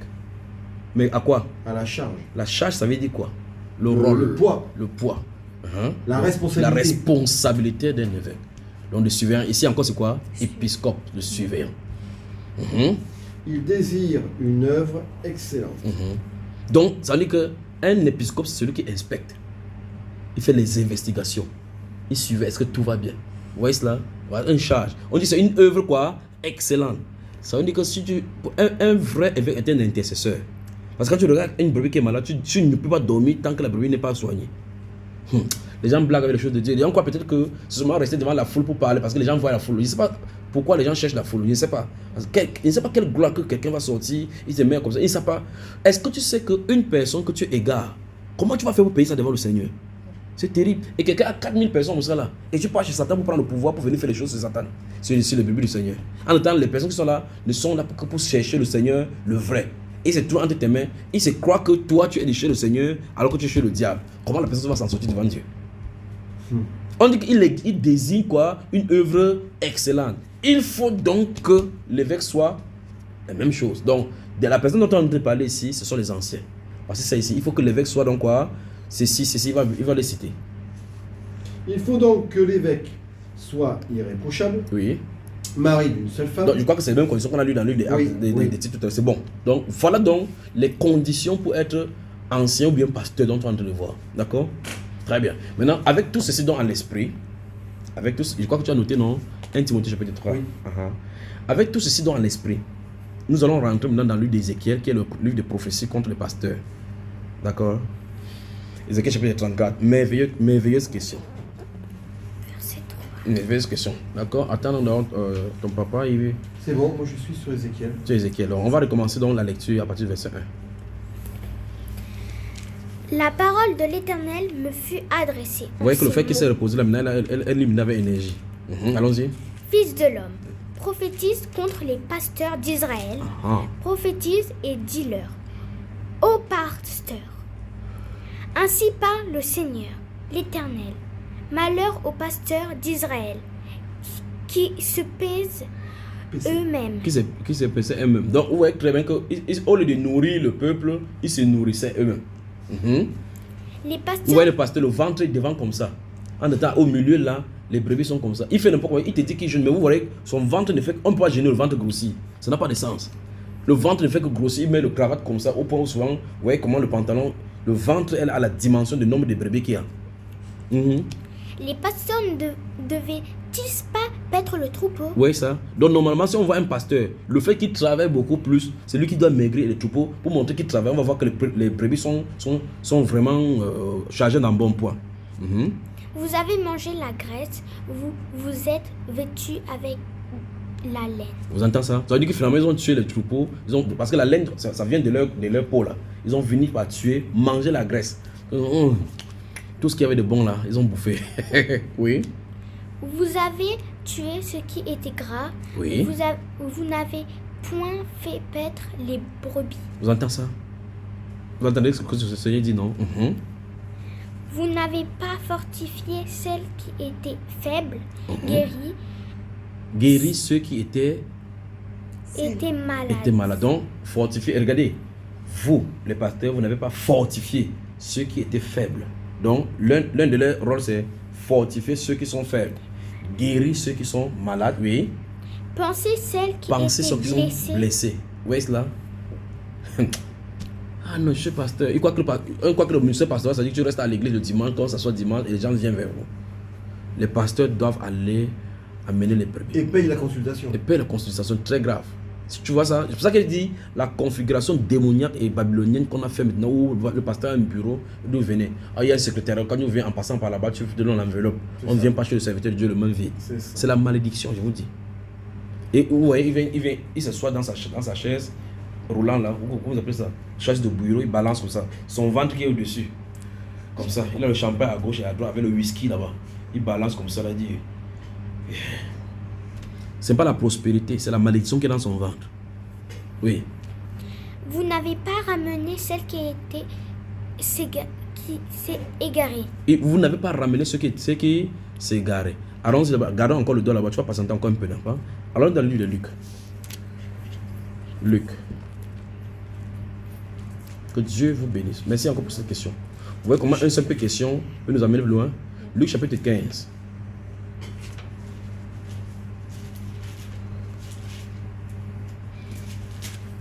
Oui, mon frère. Chapitre 15, verset 4 et à 6 même. Verset 4. Oui, jusqu'à 7. 4 à 7 du chapitre 15. Alors. Quel homme d'entre vous, s'il a 100 brebis Oui. et qu'il en perde une, ne laisse les 99 autres dans le désert pour aller après celle qui est perdue, jusqu'à ce qu'il la trouve. La retrouve. C'est ça, non? La trouve. Ok. Qu'est-ce qu'il la trouve? Ok. Donc, vous remarquez que ici, on voit que la personne a 100 brebis. Une s'est égarée. Il laisse celles qui ne sont pas égarées. Il va chercher jusqu'à ce qu'il la retrouve. C'est ce qu'il a de reprocher ici. Et on n'est pas allé chercher celle qui était égarée. Oui. Lorsqu'il l'a trouvée, il la met avec joie sur ses épaules et de retour à la maison, il appelle ses amis et ses voisins et leur dit: réjouissez-vous avec moi car j'ai trouvé ma brebis qui était perdue. Oui. Verset 7. De même, je vous le dis, il y aura plus de joie dans le ciel pour un seul pécheur qui se repent que pour 99 justes qui n'ont pas besoin de repentance. Vous pouvez imaginer comment Jésus est en train de mettre, comment la joie pour un serviteur de Dieu qui fait revenir une personne à la raison dans les Saintes Écritures, par les Saintes Écritures. Dans le livre des prophètes Daniel au chapitre 12, verset 1 à 3, il dit, à ce moment-là, il y a la justice, les justes brilleront comme les étoiles du ciel. Ceux qui auront enseigné la justice, la voie de la vérité aux gens, brilleront. Et dans le livre de Matthieu chapitre 10, il dit que quoi? Celui qui observa ces choses et enseignera aussi à observer sera appelé le plus grand dans les cieux. Le ministère pastoral est assez délicat, dangereux, mais aussi glorieux lorsqu'on fait ce qui est bien. Et on a vu comment Pierre dit que lorsque le grand pasteur de brebis vient apparaîtra dans la gloire, il vous donnera la couronne incorruptible. Ah, c'est merveilleux. Alors ici, le Seigneur Jésus pense cette parabole pour montrer que un vrai pasteur, c'est celui-là qui peut donner, laisser tous les autres qui ne sont pas guéris, parce que ceux-ci n'ont pas de problème. Il faut qu'il puisse voir qu'est-ce qu'il ne va pas avec celle-là jusqu'à ce qu'il la ramène. Et ce qu'il vient de dire ici, dans Ézéchiel chapitre 34. C'est ça qu'il vous a dit que si tu cherches plus tard, tu égares tous les autres passages, n'oublie jamais Ézéchiel chapitre 34. Tout se trouve là-bas. Continuons. Oui. Cherchez celle qui était perdue. Oui. Mais vous les avez dominés Stop. avec violence. Avec violence. On a vu ça tout à l'heure. Non comme dominant sur ceux qui vous ont échoué en partage, mais comme étant le modèle du troupeau. N'est-ce pas, à l'entame de mes propos, j'ai dit ici que le pasteur dans l'ancien alliance et dans le nouvel alliance n'a pas changé. Voilà ce qu'on a de voir au fur et à mesure. Mais vous les avez dominés avec violence, oui. Et avec dureté. Avec dureté. Mhm. Elles se sont dispersées. Elles se sont dispersées. Donc par le comportement dur de ce pasteur-ci, les gens ont fui. Mhm. Parce qu'elles n'avaient point de pasteur. Parce qu'elle n'avait point de pasteur. Et c'est pour ça qu'à partir d'ici, il va prophétiser maintenant qu'il va faire lever maintenant le pasteur. Jésus, le pasteur, viendra. Oui. Elles sont devenues la proie de toutes les bêtes des champs. Elles se sont dispersées. Mon troupeau est étrange sur toutes les montagnes Oui. et sur toutes les collines. Élevé. Mon troupeau est dispersé sur toute la face du pays. Oui. Nul n'en prend souci, nul ne le cherche. Oui. C'est pourquoi, pasteur, écoutez la parole de l'Éternel. Ah. Je suis vivant, dit le Seigneur, l'Éternel, Oui. parce que mes brebis sont au pillage Au pillage. Mhm. et qu'elles ont devenu Et qu'elles sont devenues la proie de toutes les bêtes des champs. Mhm. faute de pasteurs. Faute de pasteurs. Parce que mes pasteurs ne prenaient aucun souci de mes brebis. J'entends ça. Mais parce que mes pasteurs ne prenaient aucun souci de mes brebis, qu'ils se paissaient eux-mêmes, oui. Et ne faisaient point paître mes brebis. Donc le robinet ne boit pas l'eau. Les bergers ne mangent pas la nourriture des brebis. À cause de cela, pasteur, écoutez la parole de l'Éternel. Ainsi parle le Seigneur. Allons-y.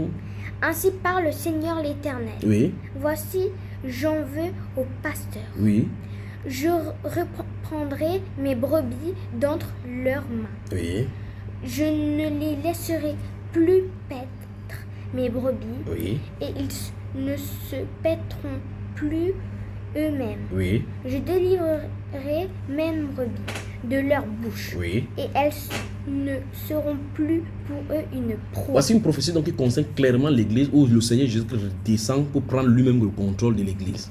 Ce n'est que la solution. C'est la solution. Il dit que ainsi parle l'Éternel, je prendrai mes brebis entre les mains de ces pasteurs, ils ne paîtront plus mes brebis. Et puis, je les paîtrai moi-même.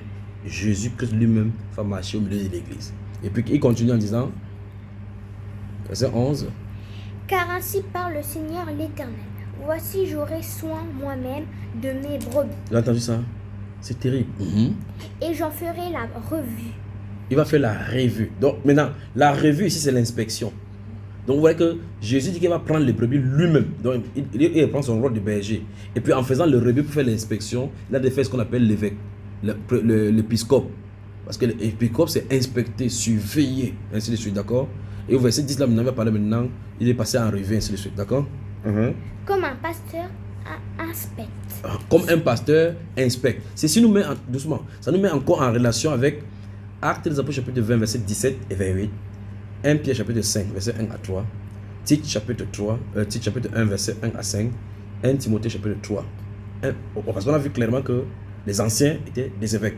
Il dit comme un pasteur inspecte son troupeau. Parce qu'il regarde comme ça pour voir si quelqu'un est malade. Vous voyez ce qu'il a de faire? Il a d'inspecter. Donc les pasteurs sont des inspecteurs. Les pasteurs sont... Tu parlais de rôle, non? Les pasteurs... On dit comme... C'est Dieu qui donne le rôle ici. Comme le pasteur... Comme... qu'est-ce qu'il dit? Il dit comme un pasteur inspecte son troupeau quand il est au milieu de ses brebis et passe. C'est ça, non? Donc, il passe là en regardant, en passant la revue. En faisant ça, il a fait le rôle d'inspection. Il y a le rôle de perdre, le rôle de suivre, le rôle d'inspecter, le rôle de nourrir, de guérir, secourir, chercher celle qui est égarée, ramener, penser. Ah, c'est terrible. Quand il est au milieu de ses brebis éparses, ainsi je ferai la revenue de mes brebis. Oui, la revue. Et je les recueillerai de tous les lieux où elles ont été dispersées au jour des nuages et de l'obscurité. Oui, au jour des nuages et de l'obscurité. Quand l'obscurité était là, quand il y a les ténèbres, quand il y a les difficultés, quand Satan a frappé, ils ont été dispersés. Maintenant, verset 23 rapidement, saute au verset 23. Toujours du même chapitre? Oui, le chapitre contre les pasteurs. Et les pasteurs n'aiment pas lire ce chapitre ici. Parce que quand ils lisent clairement, quand tu vois ton ventre, tu comprends qu'on va percer ça. Et ils vont prêcher sur tous les passages, sauf cela. Quand ce sont les faux prophètes, ils n'aiment pas lire le livre de Jérémie chapitre 23 et Ézéchiel chapitre 13. Ils n'aiment pas ça. Parce qu'ils vont lire là-bas, on va parler de faux prophètes. Ils disent, ça me juge. Mais la Bible doit être prêchée dans sa totalité. J'établirai sur elles un seul pasteur. Qui les fera paître mon serviteur, David. Oui. Il les fera paître, il sera leur pasteur. Stop.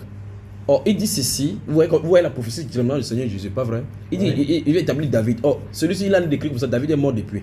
Oui. Donc il parle de Jésus, parce que ici, David, ici, le mot David, c'est bien-aimé. Le fils bien-aimé du Seigneur. Moi, l'Éternel, je serai leur Dieu.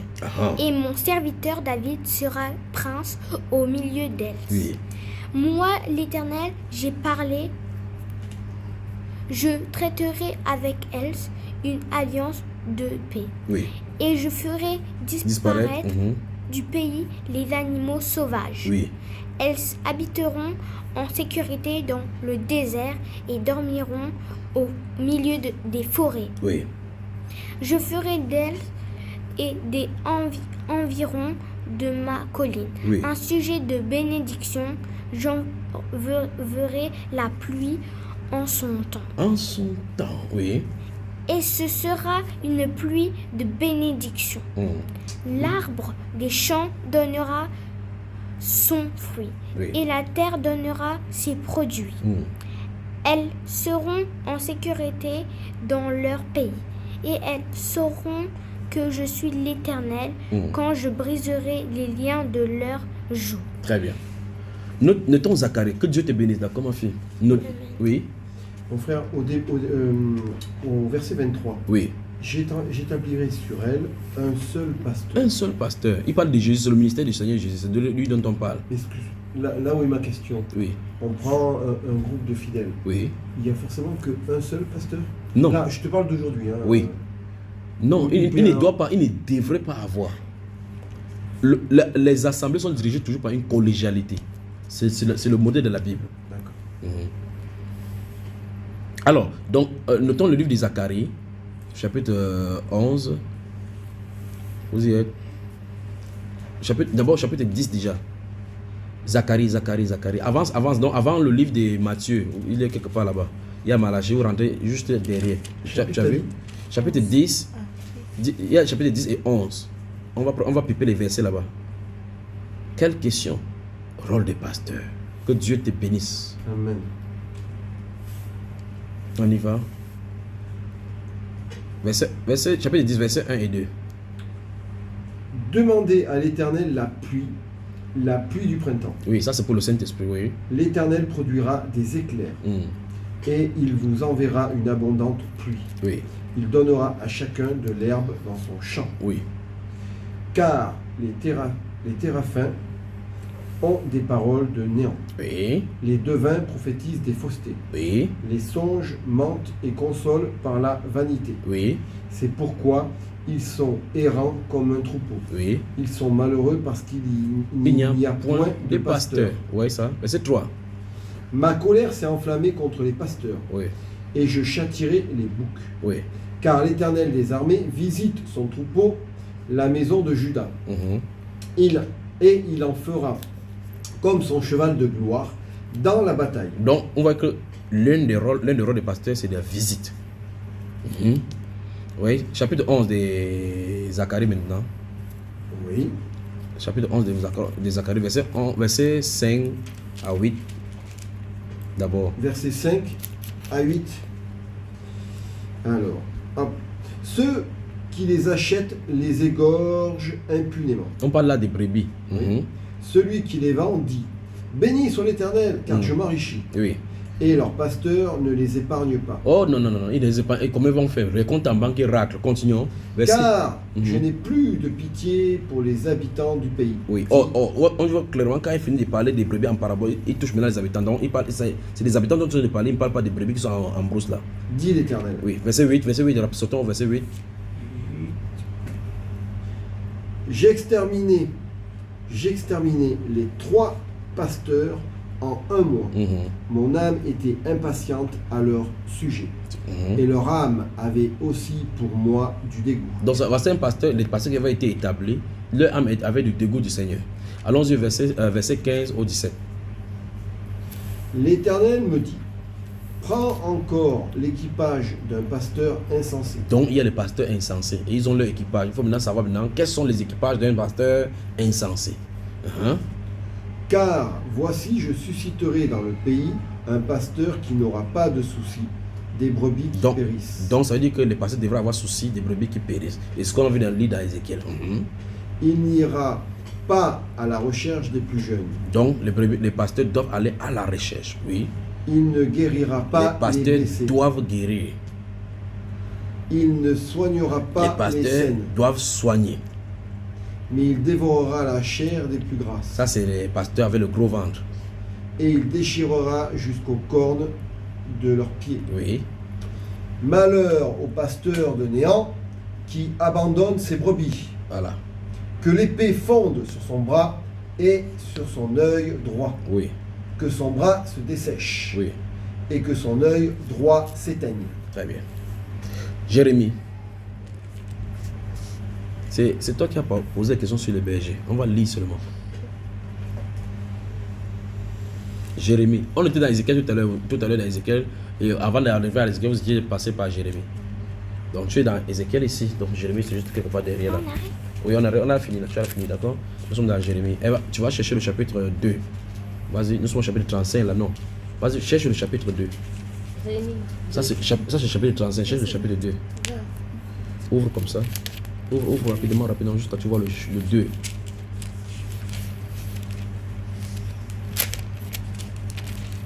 On va voir donc dans l'ancienne alliance que Jérémie lui-même était un pasteur.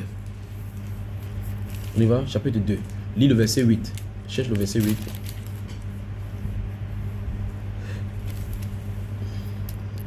Les sacrificateurs. Les sacrificateurs n'ont pas dit: où est l'Éternel? Les dépositaires de la loi ne m'ont pas connu. Oui. Les pasteurs m'ont été infidèles. On entend ça. Les prophètes ont prophétisé par Baal et sont allés après ceux qui ne sont d'aucun secours. Donc, on voit que tout le monde était à la dérive. Et les prophètes, les sacrificateurs, les dépositaires de la loi, tout le monde avait dérivé. Allons-y au chapitre 17 cette fois-ci.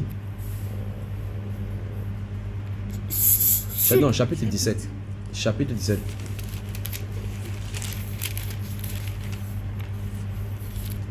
Chapitre 17. Suivant ce que Jérémie va dire là-haut, verset 16. Chapitre 17, verset 16. Et moi, pour t'obéir, je n'ai pas refusé d'être pasteur. Vous entendez ça? Jérémie dit que pour obéir, il n'a pas refusé d'être pasteur. Donc on voit que dans l'Ancien Testament, il y avait un prophète qu'on appelait un pasteur, Jérémie. Et David lui-même était un pasteur. David, d'accord? On continue. Chapitre 22. Chapitre 22. Je vais vous balader la Bible comme ça, vous allez me sentir. Chapitre 22, verset... on y va. Verset 22. Cherche le verset 22 rapidement. Tous tes pasteurs seront la pâture du vent. Et ceux qui t'aiment iront en captivité. C'est alors que tu seras dans la honte, dans la confusion, à cause de toute ta méchanceté. Parce que tout le peuple était méchant, comme on a vu plus haut, parce que tous étaient à la dérive. Et les prophètes qui prophétisaient par Baal, ainsi de suite. Et Dieu prophétise donc que tous les pasteurs seront dans le vent. Chapitre 23, verset 1, qu'est-ce que ça dit? Malheur aux pasteurs qui détruisent et dispersent le troupeau de mon pâturage. Donc, vous voyez très bien que c'est encore d'actualité. Dit Malheur, l'Éternel. dit l'Éternel. Verset 2. C'est pourquoi ainsi parle l'Éternel, le Dieu d'Israël, Oui, sur les pasteurs qui pèsent mon peuple. oui, Vous avez dispersé mes brebis, oui, vous les avez chassées, oui, vous n'en avez pas pris soin. oui. Voici, je vous Je vous châtierai. à cause de la méchanceté de vos actions, dit l'Éternel. Verset 4. J'établirai sur elles des pasteurs qui les paîtront. Elles n'auront plus de crainte, plus de terreur, et il n'en manquera aucune, dit l'Éternel. Chapitre 25. C'est très bien, non? Quand on ouvre chapitre 25, chapitre 22, chapitre 23, chapitre 12, verset 34 et 35. 34 et 35. Gémissez, pasteurs, et criez. Roulez-vous dans la cendre, conducteurs de troupeaux. Stop. Ici, gémissez. C'est au verset 34 du chapitre 25 de Jérémie. Tu y as vu? Attends, que ton père puisse voir cela. Gémissez, pasteur, et criez. Roulez-vous dans la cendre, conducteurs du troupeau. Donc, les conducteurs du troupeau sont les pasteurs. Est-ce que c'est difficile ça? Non. Dans 1 Pierre chapitre 5, nous avons lu: voici les exhortations que j'adresse aux anciens qui sont parmi vous. Moi, ancien comme eux, et témoin de la souffrance de Christ et de la gloire qui sera manifestée. Percez le troupeau de Dieu qui sont sous vos gardes. On a vu ça, non? Gémissez ici, verset 34 du chapitre 25 de Jérémie. Gémissez, pasteur, et criez.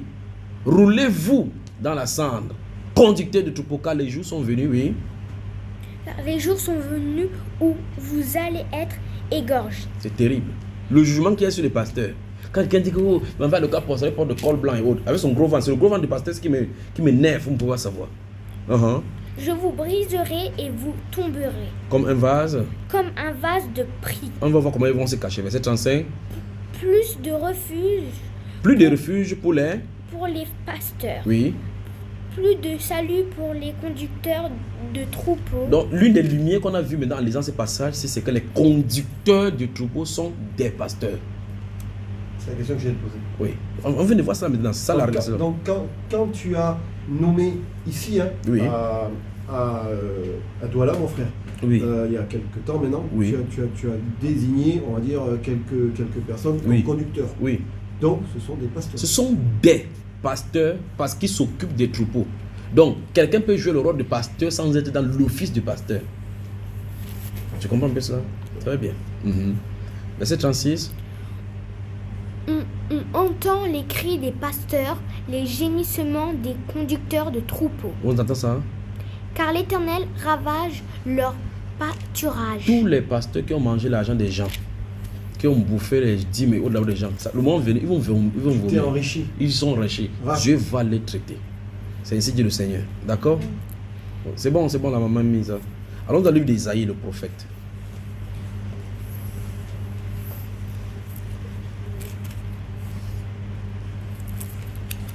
Qui est content? Amen.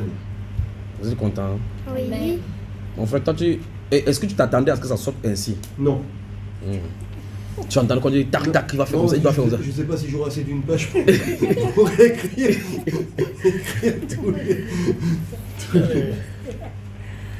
Oh, on y va. Quel chapitre? Parce que c'est long, Isaïe. Oui, Isaïe. Verset 40, chapitre 40 d'abord, prenons le chapitre 40.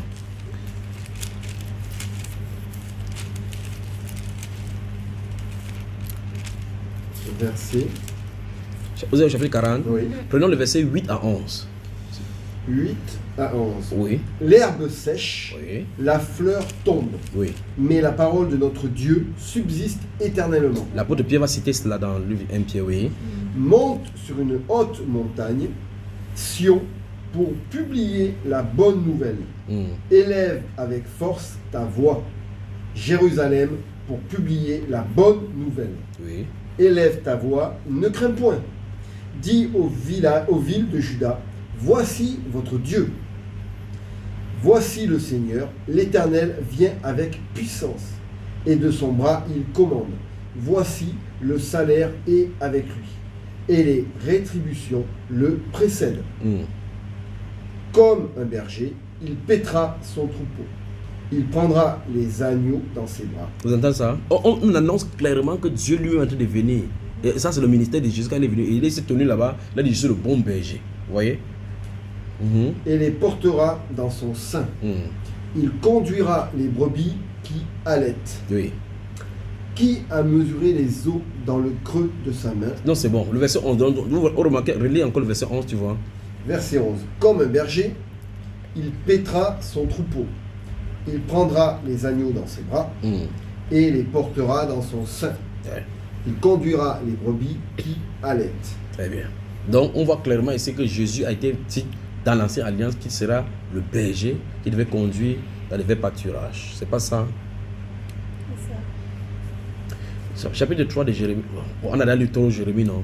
On peut arrêter là maintenant. Allons dans le 1 Pierre chapitre 2. Passons dans la nouvelle alliance. 1 Pierre.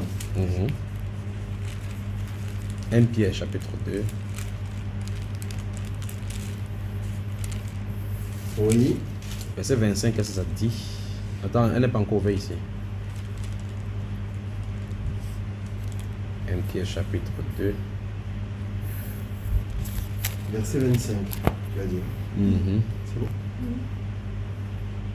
C'est bon, Pierre? Tu as vu 1 Pierre là? C'est ici. J'espère que jusque-là, tu es en train de glaner ça et là, tout ce qu'on a dit. Ok. Ça, c'est 2 Pierre. Tu es en train de glaner, tu as tout suivi, tout ce qu'on a dit, non? Et mon frère, il va falloir que je réécoute. Parce que là, il y a C'est là. énormément Des fuites. énormément d'informations. Certes, qui se recoupent, mais donc voilà.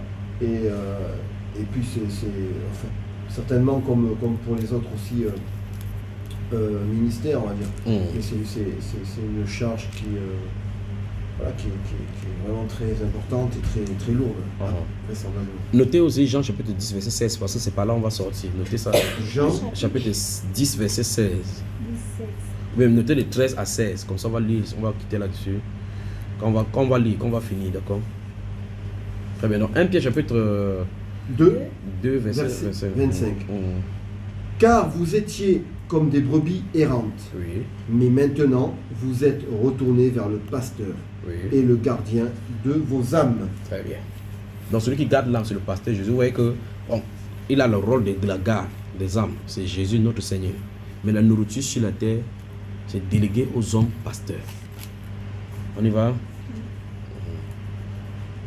On va dans Jean? Non. Mais, Hébreu, Hébreu. Ah, dans Hébreu? chapitre 13, verset 20. Hum. Je voulais vous montrer justement là où on appelle Jésus pasteur. C'est juste- tu- D'accord? tu Or, veux dire ça. gardez votre esprit que dès le départ, on a vu que berger veut dire pasteur. D'accord?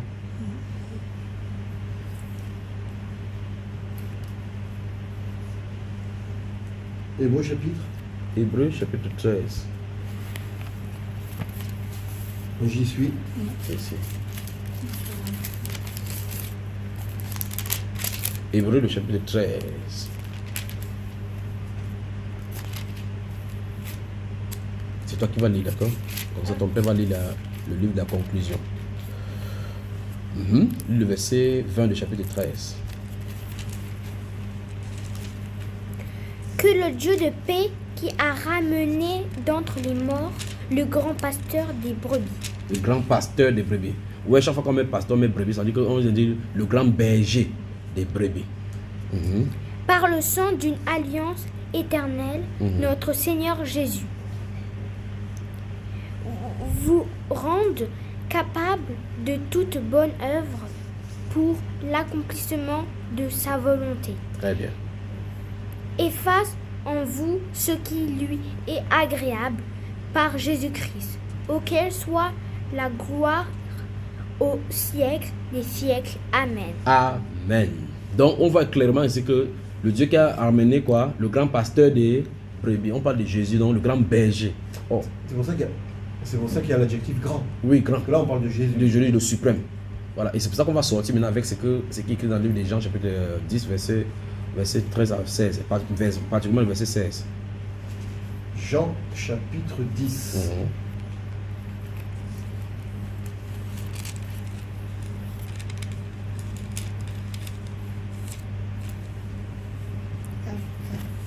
C'est ici. C'est pas là, Jean? Non, c'est pas un Jean. C'est Jean. Jean les références. Voilà, Jean, chapitre 10.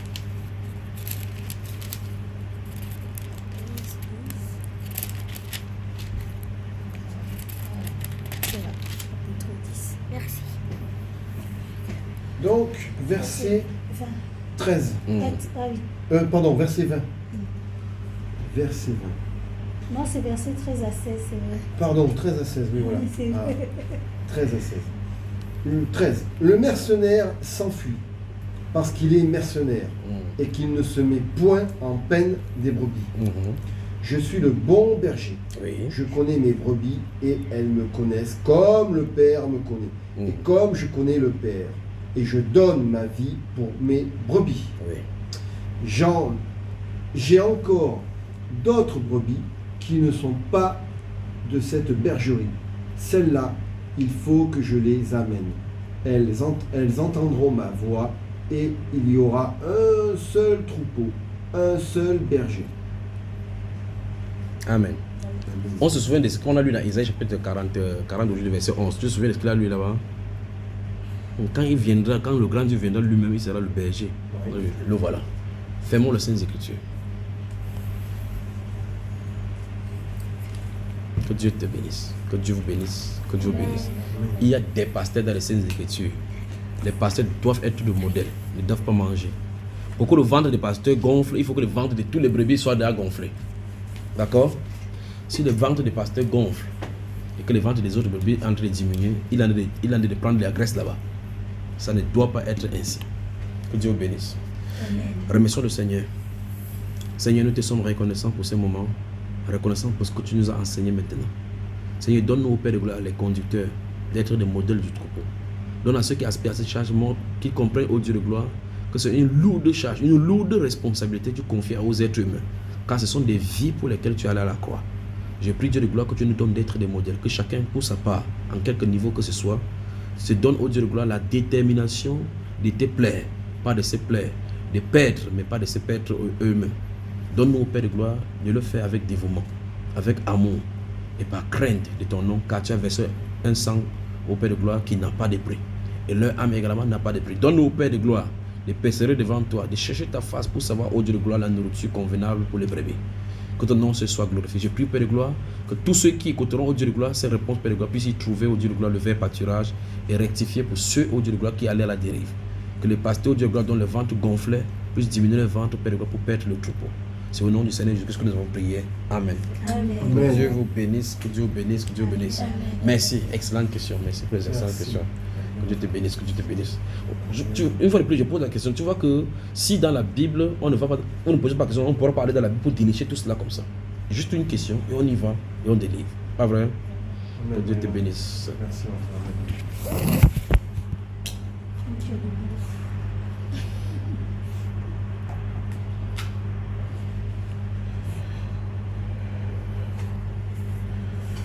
Change. Il y a pas de